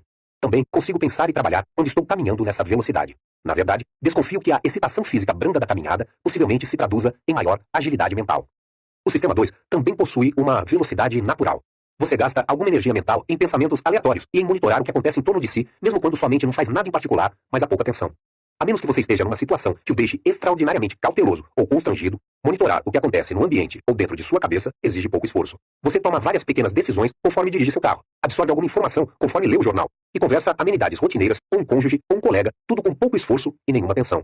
Exatamente como um passeio. Normalmente, é fácil e de fato bastante agradável andar e pensar ao mesmo tempo. Mas em casos extremos, essas atividades parecem competir pelos recursos limitados do sistema 2. Você pode confirmar essa afirmação com um experimento simples. Caminhando confortavelmente com um amigo, peça-lhe para calcular 23 vezes 78 de cabeça, e que o faça imediatamente. Ele quase com certeza vai parar de andar. Por minha experiência, sou capaz de pensar enquanto caminho, mas não consigo empreender um esforço mental que imponha uma carga pesada sobre a memória de curto prazo. Se devo construir um argumento intrincado sob a pressão do tempo, prefiro ficar parado, e prefiro estar sentado do que de pé. Claro, nem todo pensamento lento exige essa forma de concentração intensa e cálculo trabalhoso. Empreendi a melhor atividade pensante de minha vida em caminhadas ociosas com emos. Acelerar além de minha velocidade de caminhada muda completamente a experiência de andar, pois a transição para uma caminhada mais acelerada acarreta uma acentuada degradação em minha capacidade de pensar coerentemente. Conforme acelero a marcha, minha atenção é atraída com frequência cada vez maior para a experiência de andar e para a manutenção deliberada de um ritmo mais acelerado. Minha capacidade de levar uma cadeia de pensamentos a uma conclusão fica igualmente prejudicada.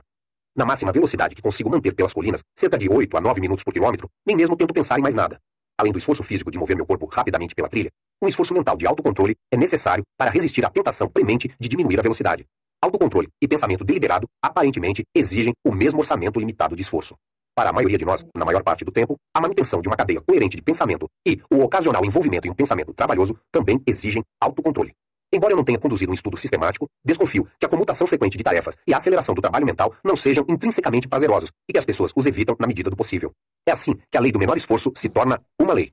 Mesmo na ausência de pressão do tempo, manter uma cadeia de pensamentos coerente exige disciplina.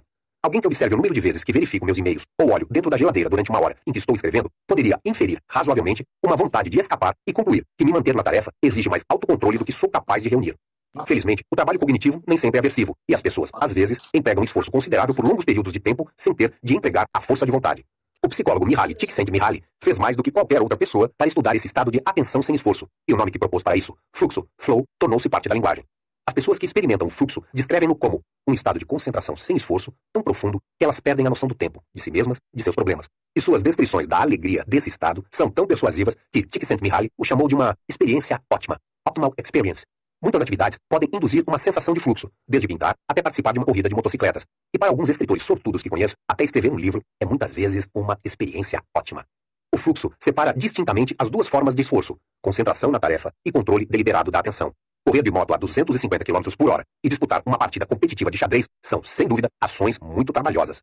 Em um estado de fluxo, porém, manter a atenção concentrada nessas atividades absorventes não exige nenhum empenho do autocontrole, desse modo, liberando os recursos para serem dirigidos à tarefa que se apresenta. O ocupado e esgotado Sistema 2. Atualmente, é uma proposição bem estabelecida que tanto o autocontrole como o esforço cognitivo são formas de trabalho mental. Diversos estudos psicológicos têm mostrado que pessoas que são desafiadas simultaneamente por uma tarefa cognitiva exigente e por uma tentação, muito provavelmente vão ceder à tentação. Imagine que lhe peçam para reter na mente uma lista de 7 dígitos durante 1 minuto ou 2. A pessoa lhe diz que se lembrar dos dígitos é sua prioridade máxima. Enquanto sua atenção está focada nos dígitos, lhe é oferecida a escolha entre duas sobremesas, um pecaminoso bolo de chocolate e uma virtuosa salada de frutas. A evidência sugere que, muito provavelmente, você escolheria o tentador bolo de chocolate, quando sua cabeça está carregada de dígitos. O Sistema 1 exerce maior influência no comportamento quando o Sistema 2 está ocupado, e ele tem um fraco por doces. Pessoas que estão cognitivamente ocupadas também têm maior probabilidade de fazer escolhas egoístas, usar linguajar sexista e fazer julgamentos superficiais em situações sociais. Memorizar e repetir dígitos relaxa o controle do Sistema 2 sobre o comportamento, mas é claro que a carga cognitiva não é a única causa de autocontrole enfraquecido. Algumas doses de álcool exercem o mesmo efeito, assim como uma noite insone. O autocontrole de pessoas que acordam cedo fica prejudicado à noite. O inverso é verdadeiro para pessoas notívagas. Preocupação demasiada sobre estar executando bem uma tarefa às vezes atrapalha o desempenho ao carregar a memória de curto prazo com pensamentos ansiosos desnecessários. A conclusão é inequívoca. Autocontrole exige atenção e esforço. Outro modo de dizer isso é que controlar pensamentos e comportamentos é uma das tarefas que o Sistema 2 realiza. Uma série de experimentos surpreendentes feitos pelo psicólogo Roy Baumeister e seus colegas mostrou conclusivamente que todas as variedades de esforço voluntário, cognitivo, emocional ou físico dependem, ao menos em parte, de uma reserva compartilhada de energia mental. Seus experimentos envolvem antes tarefas sucessivas que simultâneas. O grupo de Baumeister verificou repetidamente que um esforço de vontade ou autocontrole é cansativo. Se você se vê obrigado a se forçar a fazer algo, fica menos disposto ou menos capaz de exercer autocontrole quando o próximo desafio se apresenta. O fenômeno tem sido chamado de esgotamento do ego, ego depletion. Numa demonstração típica, participantes instruídos a suprimir sua reação emocional num filme de grande carga emocional, mais tarde exibirão desempenho ruim num teste de resistência física. Quanto tempo conseguem manter um aperto firme em um dinamômetro a despeito do desconforto crescente? O esforço emocional na primeira fase do experimento reduz a capacidade de suportar a dor da contração muscular prolongada, e pessoas de ego esgotado desse modo sucumbem mais rapidamente à necessidade de desistir. Em outro experimento, as pessoas são primeiramente esgotadas com a tarefa em que ingerem comidas saudáveis como rabanetes e aipo, enquanto resistem à tentação de se entregar a chocolates e biscoitos calóricos. Mais tarde, essas pessoas vão desistir mais cedo do que o normal quando confrontadas com uma tarefa cognitiva difícil. A lista de situações e tarefas hoje sabidamente causadoras de esgotamento do autocontrole é longa e variada. Todas envolvem conflito e a necessidade de suprimir uma tendência natural. Elas incluem evitar pensar em ursos polares, inibir a reação emocional ao filme comovente, fazer uma série de escolhas que envolvem conflito, tentar impressionar os outros, reagir educadamente ao comportamento desagradável de um parceiro, interagir com uma pessoa de raça diferente, para indivíduos racistas. A lista de indicativos de esgotamento também é altamente diversa. Sair da dieta, gastar demais em compras impulsivas, reagir agressivamente à provocação, persistir menos tempo numa tarefa de preensão manual, desempenhar mal tarefas cognitivas e tomadas de decisão lógicas. A evidência é persuasiva. Atividades que impõem altas exigências ao sistema 2 requerem autocontrole, e a aplicação de autocontrole é exaustiva e desagradável. Ao contrário da carga cognitiva, o esgotamento do ego é ao menos em parte uma perda de motivação. Após exercer o autocontrole numa tarefa, você não se sente disposto a empreender esforço em outra, embora pudesse, se realmente tivesse de fazê-lo. Em diversos experimentos, as pessoas eram capazes de resistir aos efeitos do esgotamento do ego quando recebiam um forte incentivo para fazer tal coisa. Por outro lado, aumentar o esforço não é uma opção quando você deve guardar 6 dígitos na memória de curto prazo ao mesmo tempo que realiza uma tarefa. Esgotamento do ego não é o mesmo estado mental que ocupação cognitiva. A descoberta mais surpreendente feita pelo grupo de Baumeister revela, como ele afirma, que a ideia de energia mental é mais do que uma simples metáfora. O sistema nervoso consome mais glicose do que outras partes do corpo, e a atividade mental trabalhosa parece ser particularmente dispendiosa na moeda da glicose. Quando você está ativamente envolvido em um raciocínio cognitivo difícil ou ocupado numa tarefa que exige autocontrole, seu nível de glicose no sangue cai. O efeito é análogo a um corredor que suga a glicose armazenada em seus músculos num tiro. A implicação óbvia dessa ideia é que os efeitos do esgotamento do ego podem ser anulados com a ingestão de glicose, e Baumeister e seus colegas confirmaram essa hipótese em diversos experimentos. Voluntários, em um de seus estudos, assistiram a um curto filme mudo de uma mulher sendo entrevistada, e foi-lhes solicitado que interpretassem sua linguagem corporal. Enquanto realizavam a tarefa, uma série de palavras passava pela tela em lenta sucessão. Os participantes foram especialmente instruídos a ignorar as palavras, e se achassem que sua atenção estava sendo desviada, tinham de voltar a se concentrar no comportamento da mulher. Esse ato de autocontrole sabidamente causava esgotamento do ego. Todos os voluntários beberam um pouco de limonada antes de participar de uma segunda tarefa. A limonada foi adoçada com glicose para metade deles, e com adoçante para os outros. Depois, todos os participantes receberam uma tarefa em que precisavam superar uma reação intuitiva para obter a resposta correta. Erros intuitivos são, em geral, muito mais frequentes entre pessoas com esgotamento do ego, e os que consumiram adoçante mostraram um efeito de esgotamento esperado. Por outro lado, os que beberam glicose não exibiram esgotamento. A restauração do nível de açúcar disponível no cérebro havia impedido a deterioração do desempenho. Levará algum tempo e muita pesquisa adicional para determinar se as tarefas que causam esgotamento da glicose também causam a excitação momentânea que se reflete em aumentos de tamanho da pupila e batimento cardíaco. Uma demonstração perturbadora dos efeitos de esgotamento no julgamento foi relatada recentemente nos Proceedings of the National Academy of Sciences. Os participantes inadvertidos do estudo eram 8 juízes de condicional em Israel. Eles passam dias inteiros revisando pedidos de condicional. Os casos são apresentados em ordem aleatória e os juízes dedicam pouco tempo a cada um, numa média de 6 minutos. A decisão default é a rejeição da condicional. Apenas 35% dos pedidos são aprovados. O tempo exato de cada decisão é registrado. E os períodos dos 3 intervalos para a refeição dos juízes, a pausa da manhã, o almoço e o lanche da tarde, durante o dia também são registrados. Os autores do estudo fizeram um gráfico da proporção de pedidos aprovados em relação ao tempo desde a última pausa para a refeição. A proporção conhece picos após cada refeição, quando cerca de 65% dos pedidos são concedidos. Durante as 2 horas, mais ou menos, até a refeição seguinte dos juízes, a taxa de aprovação cai regularmente, até chegar perto de 0 pouco antes da refeição. Como era de se esperar, esse é um resultado indesejável, e os autores verificaram cuidadosamente muitas explicações alternativas. A melhor explicação possível dos dados é uma má notícia. Juízes cansados e com fome tendem a incorrer na mais fácil posição default de negar os pedidos de condicional. Tanto o cansaço como a fome provavelmente desempenham um papel. O preguiçoso Sistema 2. Uma das principais funções do Sistema 2 é monitorar e controlar pensamentos e ações sugeridos pelo Sistema 1, permitindo que parte deles sejam expressos diretamente no comportamento e suprimindo ou modificando outros. Para dar um exemplo, eis aqui um problema simples. Não tente resolvê-lo. Apenas dê ouvidos à sua intuição. Um bastão e uma bola custam $1,10. O bastão custa $1 a mais que a bola. Quanto custa a bola? Um número veio à sua cabeça. O número, claro, é 10. 10 centavos. A marca distintiva desse problema simples é que ele evoca uma resposta que é intuitiva, atraente e errada. Faça as contas e veja por si mesmo. Se a bola custa 10 centavos, então o custo total será de $1,20. 10 centavos pela bola e $1,10 pelo bastão. Não $1,10. A resposta correta é 5 centavos. É seguro presumir que a resposta intuitiva também veio à mente dos que terminaram com o número correto. Eles, de algum modo, deram um jeito de resistir à intuição. Shane Frederick e eu trabalhamos juntos numa teoria do julgamento baseada em 2 sistemas. E ele usou o problema do bastão e bola para estudar uma questão central. Até que ponto o sistema 2 monitora de perto as sugestões do sistema 1. Seu raciocínio foi de que sabemos um fato significativo sobre qualquer um que diz que a bola custa 10 centavos. Essa pessoa não checou ativamente se a resposta estava correta, e seu sistema 2 endossou uma resposta intuitiva que poderia ter sido rejeitada com um pequeno investimento de esforço. Além do mais, também sabemos que as pessoas que deram a resposta intuitiva deixaram escapar uma dica social óbvia. Eles deveriam ter se perguntado por que alguém incluiria em questionário um problema com uma resposta tão óbvia. É notável que a pessoa deixe de checar quando o custo de fazê-lo é tão baixo. Alguns segundos de trabalho mental, o problema é moderadamente difícil, com músculos ligeiramente tensionados e pupilas dilatadas, poderia evitar um erro embaraçoso. Pessoas que dizem 10 centavos parecem ser adeptos fervorosos da lei do menor esforço. Pessoas que evitam essa resposta parecem dotadas de mente mais ativa. Milhares de alunos universitários responderam ao problema do bastão e bola, e os resultados são chocantes. Mais de 50% dos alunos em Harvard, MIT e Princeton deram a resposta intuitiva, incorreta. Em universidades menos seletivas, a taxa de ausência de checagem demonstrável foi superior a 80%. O problema do bastão e bola é nosso primeiro contato com uma observação que será um tema recorrente nesse livro. Muitas pessoas são superconfiantes, inclinadas a depositar excessiva fé em suas intuições. Elas aparentemente acham o esforço cognitivo, no mínimo, moderadamente desagradável, e evitam-no o máximo que podem. Agora, vou mostrar um argumento lógico, 2 premissas e uma conclusão.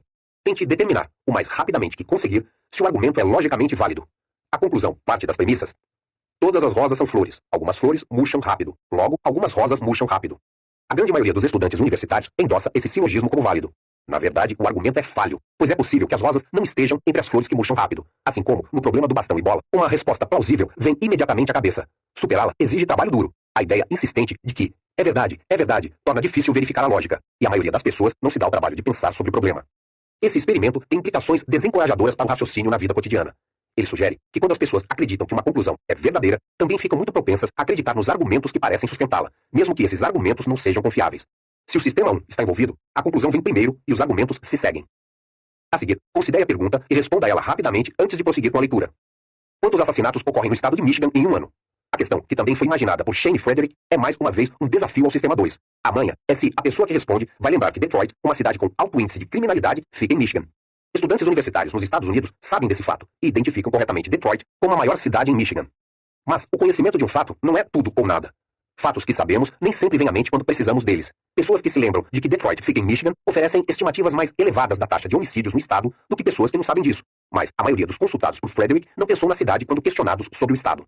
Na verdade, a conjectura média de pessoas questionadas sobre Michigan é mais baixa do que as conjecturas de um grupo similar questionado sobre a taxa de homicídios em Detroit. A culpa por deixar de pensar em Detroit pode ser creditada tanto ao sistema 1 como ao sistema 2. A cidade vir ou não à mente quando o estado é mencionado depende em parte da função automática da memória. As pessoas diferem a esse respeito.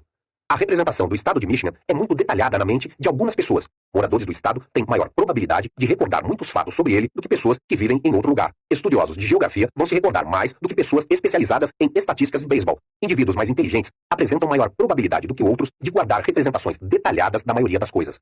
Inteligência não é apenas a capacidade de raciocinar. É também a capacidade de encontrar material relevante na memória e mobilizar a atenção quando necessária. A função da memória é um atributo do sistema 1. Entretanto, qualquer um conta com a opção de reduzir a velocidade para empreender uma busca ativa na memória por todos os fatos relevantes possíveis, assim como poderia diminuir para verificar a resposta intuitiva no problema do bastão e bola. O grau de checagem e busca deliberadas é uma característica do sistema 2, que varia de indivíduo para indivíduo. O problema do bastão e bola, o silogismo das flores e o problema Michigan-Detroit guardam alguma coisa em comum. O fracasso nesses mini-testes parece ser, pelo menos em certa medida, uma questão de motivação insuficiente, de não tentar com bastante ênfase. Qualquer um que possa ser admitido numa boa universidade é certamente capaz de raciocinar sobre as primeiras 2 perguntas e de refletir sobre Michigan tempo bastante para se lembrar da principal cidade nesse estado e seu problema em relação aos crimes. Esses estudantes conseguem resolver problemas muito mais difíceis quando não ficam tentados a aceitar uma resposta superficialmente plausível que venha prontamente à mente. A facilidade com que eles se satisfazem o suficiente para pararem de pensar é um tanto quanto inquietante. Preguiça é um veredito duro sobre o automonitoramento desses jovens e seu sistema 2, mas não parece ser injusto. Os que evitam o pecado da indolência intelectual poderiam ser chamados de empenhados. São mais alertas, intelectualmente mais ativos, menos dispostos a se satisfazer com respostas superficialmente atraentes, mais céticos acerca de suas intuições. O psicólogo Keith Stanovich diria que são mais racionais. Inteligência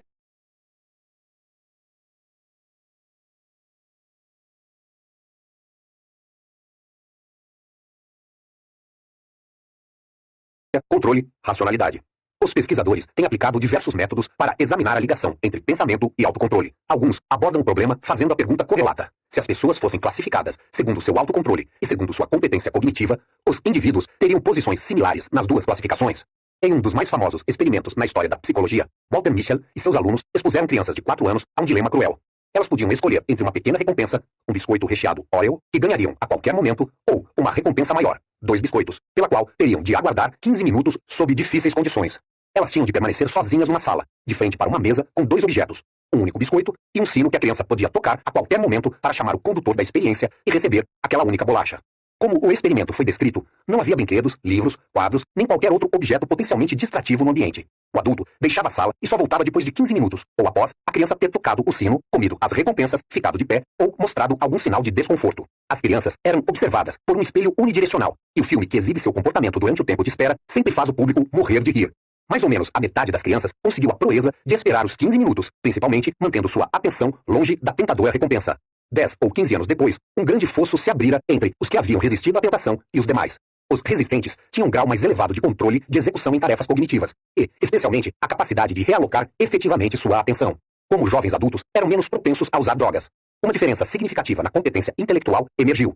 As crianças, que haviam exibido maior autocontrole aos 4 anos de idade, obtinham notas substancialmente mais altas em testes de inteligência. Uma equipe de pesquisadores na Universidade do Oregon explorou a ligação entre controle cognitivo e inteligência de diversas formas, incluindo uma tentativa de aumentar a inteligência, melhorando o controle da atenção.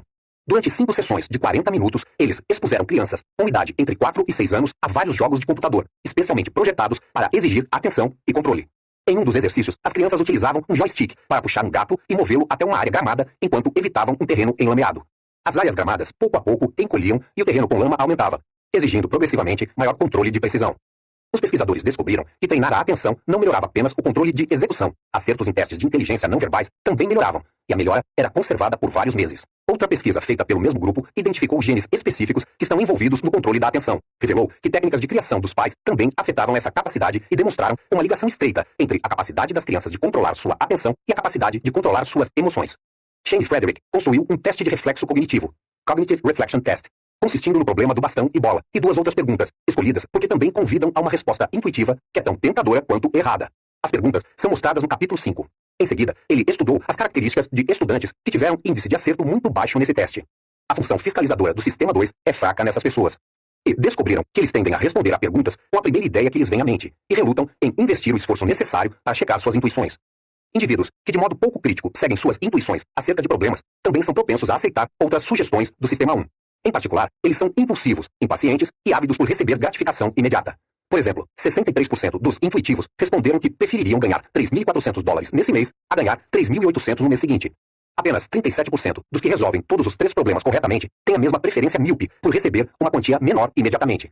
Quando perguntados quanto pagarão para que seja entregue de um dia para o outro um livro que encomendaram, os de baixa pontuação no teste de reflexo cognitivo mostram-se dispostos a pagar até 2 vezes mais que os de pontuação alta. As descobertas de Frederick sugerem que os personagens de nosso psicodrama têm diferentes personalidades. O sistema 1 é impulsivo e intuitivo. O sistema 2 é capaz de raciocínio e é cauteloso, mas ao menos para algumas pessoas ele também é preguiçoso. Reconhecemos diferenças relacionadas entre os indivíduos. Algumas pessoas são mais como seu sistema 2, outras estão mais próximas do sistema 1. Esse teste simples emergiu como um dos mais eficientes previsores de pensamento preguiçoso. Keith Stanovich e seu colaborador de longa data, Richard West, originalmente introduziram os termos Sistema 1 e Sistema 2. Eles agora preferem falar em processos de tipo 1 e tipo 2. Stanovich e seus colegas passaram décadas estudando as diferenças entre indivíduos nos tipos de problemas abordados neste livro. Eles fizeram uma pergunta básica de muitos modos diferentes, o que torna algumas pessoas mais suscetíveis do que outras a vieses de julgamento. Stanovich publicou suas conclusões em um livro intitulado Rationality and the Reflective Mind, Racionalidade e a Mente Reflexiva, que oferece uma abordagem ousada e distintiva ao tema deste capítulo. Ele traça uma acentuada distinção entre as 2 partes do sistema 2. De fato, a distinção é tão acentuada que ele as chama de mentes separadas. Uma dessas mentes, ele a chama de algorítmica, lida com pensamento lento e cálculos exigentes. Algumas pessoas são melhores do que outras nessas tarefas de capacidade cerebral. São os indivíduos que se destacam em testes de inteligência e são capazes de passar de uma tarefa para outra de modo rápido e eficiente. Entretanto, Stanovich argumenta que inteligência elevada não torna as pessoas imunes a vieses. Há outra capacidade envolvida, que ele classifica como racionalidade. O conceito de Stanovich de uma pessoa racional é similar ao que anteriormente classifiquei como empenhado. O cerne de seu argumento é que a racionalidade deve ser distinguida da inteligência. Na sua opinião, o pensamento superficial ou preguiçoso é uma falha na mente reflexiva, uma deficiência na racionalidade. Essa é uma ideia atraente e provocante para o pensamento. Dando apoio a ela, Stanovich e seus colegas descobriram que a questão do bastão e bola e outras como ela são de certo modo melhores indicadores de nossa suscetibilidade a erros cognitivos do que formas convencionais de medir a inteligência, como os testes de QI. Só o tempo dirá se a distinção entre inteligência e racionalidade pode conduzir a novas descobertas.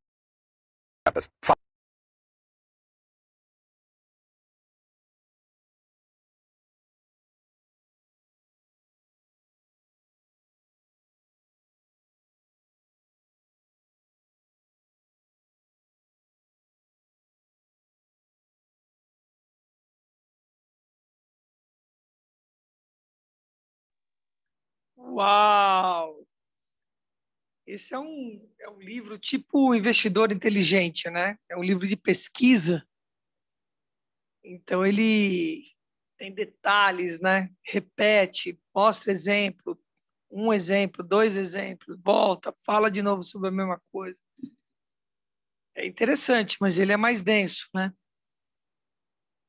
Do que uma leitura mais cabeçuda mesmo, assim, né? Muito bem. Alguma pergunta? Alguém quer fazer uma consideração aí? Conte aí para mim.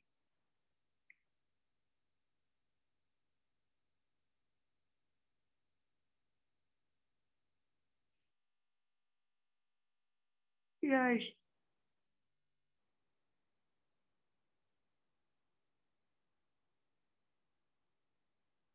Deu vontade de continuar o livro, já gostei. Isso aí, Liana. É isso aí. Também me deu vontade. Tá interessante. Ô, Luiz, Sim, Luiz sou eu, Marcelo também, Cândido. Luiz Marcelo, aqui, eu tô na mentoria, né, o pior ano, só que essa semana é que eu consegui montar minha gestão, então tá sendo o primeiro livro que eu vou começar com vocês. Os demais, eu consegui ler só dois até agora, então eu não vou preocupar com o que ficou para trás, tá? Vou dar sequência Esquece. daqui para frente, viu? Porque Isso aí. realmente a minha gestão de janeiro e fevereiro eu não consegui, mas hoje eu amei, assim, foi surpresa para mim ver assim no audiobook, né? Dois, dá para a gente entender perfeitamente, com você fazendo as considerações, assim, já amei. Aí todo dia, não é? Neste mesmo horário, para mim poder montar a gestão, né? É, por volta das 7h30. Eu dependo um pouco do programa anterior que eu faço, Eu que tentei ver é também, mas eu não, tem dia eu Aliança não consigo. 559. Uhum. É. Então, depende do Aliança 559, mas é por volta de 7h30 que a gente Ótimo. começa aqui, tá? 7h30, 8h a gente começa. Ah, não, Como, é, perfeito, eu já estou como ele é amando, assim. mais... Que legal. Que bom, Cândida. Seja bem-vinda à trupe. Esquece o que foi. É isso Aham. mesmo. Pega o que vai ser a partir de agora. Fili, Fili, Filicenses, não... como é que é? Filipenses, Filipenses. Filipenses. Temos que ler Filipenses também, mas de uma forma mais, né? Não ler de qualquer forma, né? Ler mesmo, né? Esse também vocês fazem assim ou não? A Bíblia não, né? É só o livro. Ainda não. Eu estou em dúvida, porque tem uma série de coisas aí implicadas aí. Entre uma questão de crença, da forma com que você vai ler, enfim. Uhum. Eu acho que o Não, livro mas fica o mais. livro Tá tá bom, Raquel? Um maravilhoso. abraço. O livro eu acho que assim vai destravar muito a mente com essas considerações, porque quando a gente lê ele no papel, às vezes a gente dispersa e a gente não pega os pontos principais. É, Então, assim, os códigos do livro, os principais, você vai estar passando isso para a gente. Então, isso é muito legal. isso. Vai ser incrível. Eu acho que eu vou crescer muito a partir de hoje. Então, assim, já vou Todos colocar aqui na nós. agenda, todos nós, já vou colocar aqui na agenda como prioridade da manhã para que eu não venha faltar, tá bom? Muito bom. E eu tô meio caidinho hoje, que eu tive uma infecção gastrointestinal, eu tô meio caído hoje, mas a gente vai pegando no tranco durante a semana aí. Tá bom? Amém. Vai dar tudo certo. Tá bom. Então tá, queridos. Mais alguém? Gratidão pelas palavras, Cândida. Seja bem-vinda, se sinta acolhida e pertencente ao movimento, viu? Amém. Alguém quer falar mais alguma coisinha? Vamos seguir nossa existência? Que céu bonito que está aí a Glaucia. Onde que você está, Glaucia? Está no Rio, né? A Cândida está com... Oi, eu tem estou um no interior do sotaque Paraná. mineirinho. Estou no Interior do interior do Paraná. Paraná. É Que cidade? Goiôerê. Goi... Goiôerê. Desse tamanho. Goiôerê. Goiôerê, Mas Paraná. você é daí? Eu nasci aqui. Aham. Aí eu Tá, estou na casa dos meus pais aqui hoje. tá bom. Muito bom. Quer falar alguma coisa? Não, eu queria que você Direto de desse Goiôerê? com esse céu azul, né? Queria que você desse um parecer, assim, uma explicação que sempre fica tão claro quando você comenta a respeito dessa diferença de quem usa mais o 1, quem usa mais o 2, que é bem curioso isso aí, né? Eu acho que a gente meio flutua aí entre um e outro, né? Mas por perfil comportamental, muitos usam mais um do que o outro, não é? Como que funciona isso? O que eu achei mais assim, o que eu achei mais interessante que ele está trazendo, né? Ele está pontuando bem de que, independentemente de um ou do dois, você vai ter benefícios e malefícios. Isso foi muito interessante, porque as pessoas tendem a ficar elogiando mais a pessoa intuitiva, por exemplo, se ela é mais intuitiva. Se ela é mais acadêmica, ela vai elogiar mais o acadêmico, que é mais metodológico, vai ficar defendendo esse lugar do mais metodológico. E é interessante como ele está trazendo isso, né? De que uma pessoa que tem um raciocínio mais rápido, que é o 2, que é esse mais intuitivo, ele tende a fazer a coisa mais rápida, mas também ser mais lascivo. Não ter tanto esmero, talvez, entende? Ser mais... porque é fácil, então é fácil. Eu me vejo muito nisso, principalmente quando criança, 20 minutos, o professor falando, eu já tinha entendido tudo que ele estava falando. Já tinha pego a aula toda, aí eu passava 40 minutos tocando terror na classe, entendeu? Ao invés de, você entende, não era inteligente de minha parte, eu não fui bem instruído, porque eu podia pegar aquilo e desenvolver, e podia ter feito mais coisa com aquilo. Então, é exatamente isso, entendeu? Eu pegava e partia para o lado que não era para partir, né? Por outro lado, o outro sistema, que é a pessoa que não pega, que precisa de um raciocínio mais lógico, precisa entender a estrutura, ela tende a ter mais detalhes, mas, ao mesmo tempo, tendo mais detalhes, ela pode ficar presa a esses detalhes, entende? Engessada naquele detalhe, sem deixar a coisa se desenvolver de uma forma do flow que ele falou, né? Que tem um autor que falou do flow, né?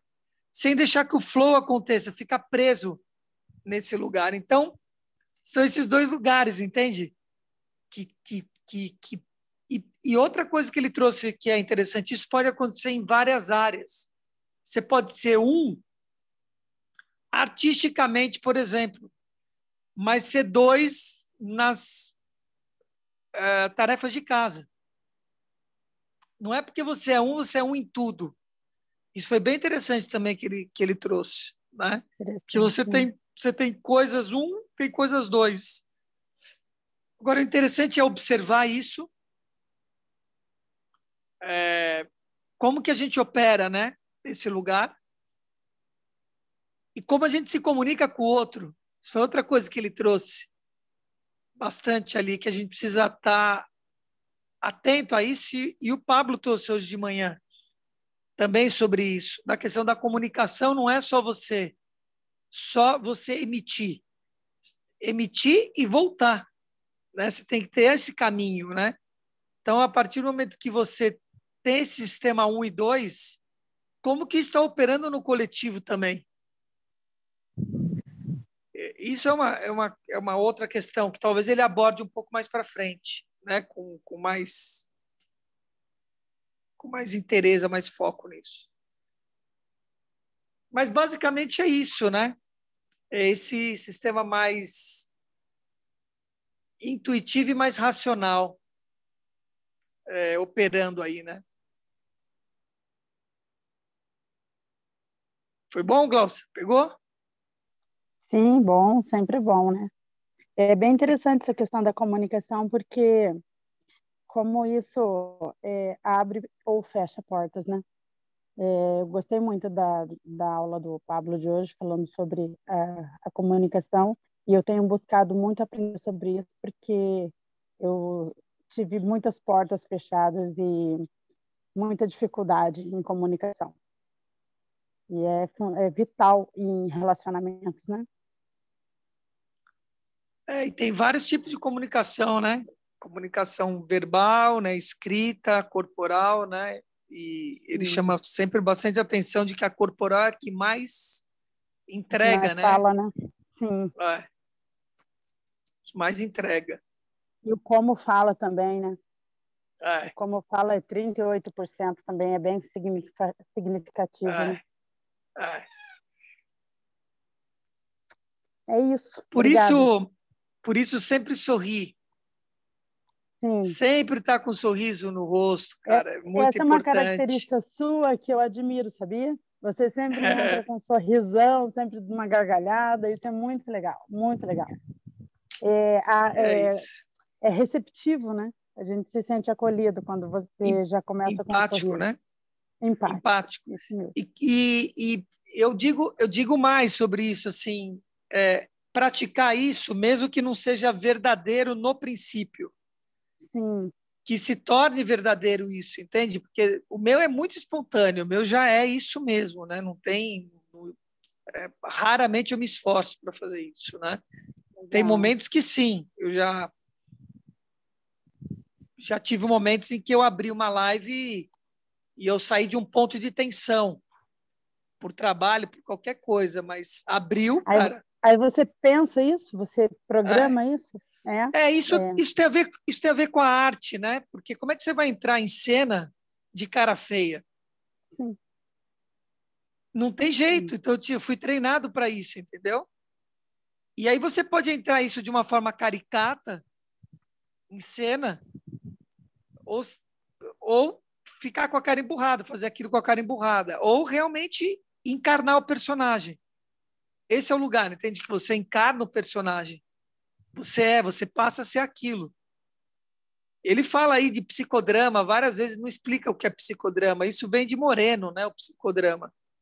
Sociodrama e psicodrama. Ele vai tocar mais nisso, eu percebo, nesse livro. Que são os personagens, entende? Que você faz. Como é que você está atuando com seus personagens? E o Moreno, João Cabo Moreno, né? O Moreno, ele falava que é interessante a gente estar pensando nisso, principalmente os 10 em 1 aqui. Que ele fala que o principal personagem que a gente tem que exercer, ou a gente exerce, é o papel de Deus. O Moreno fala.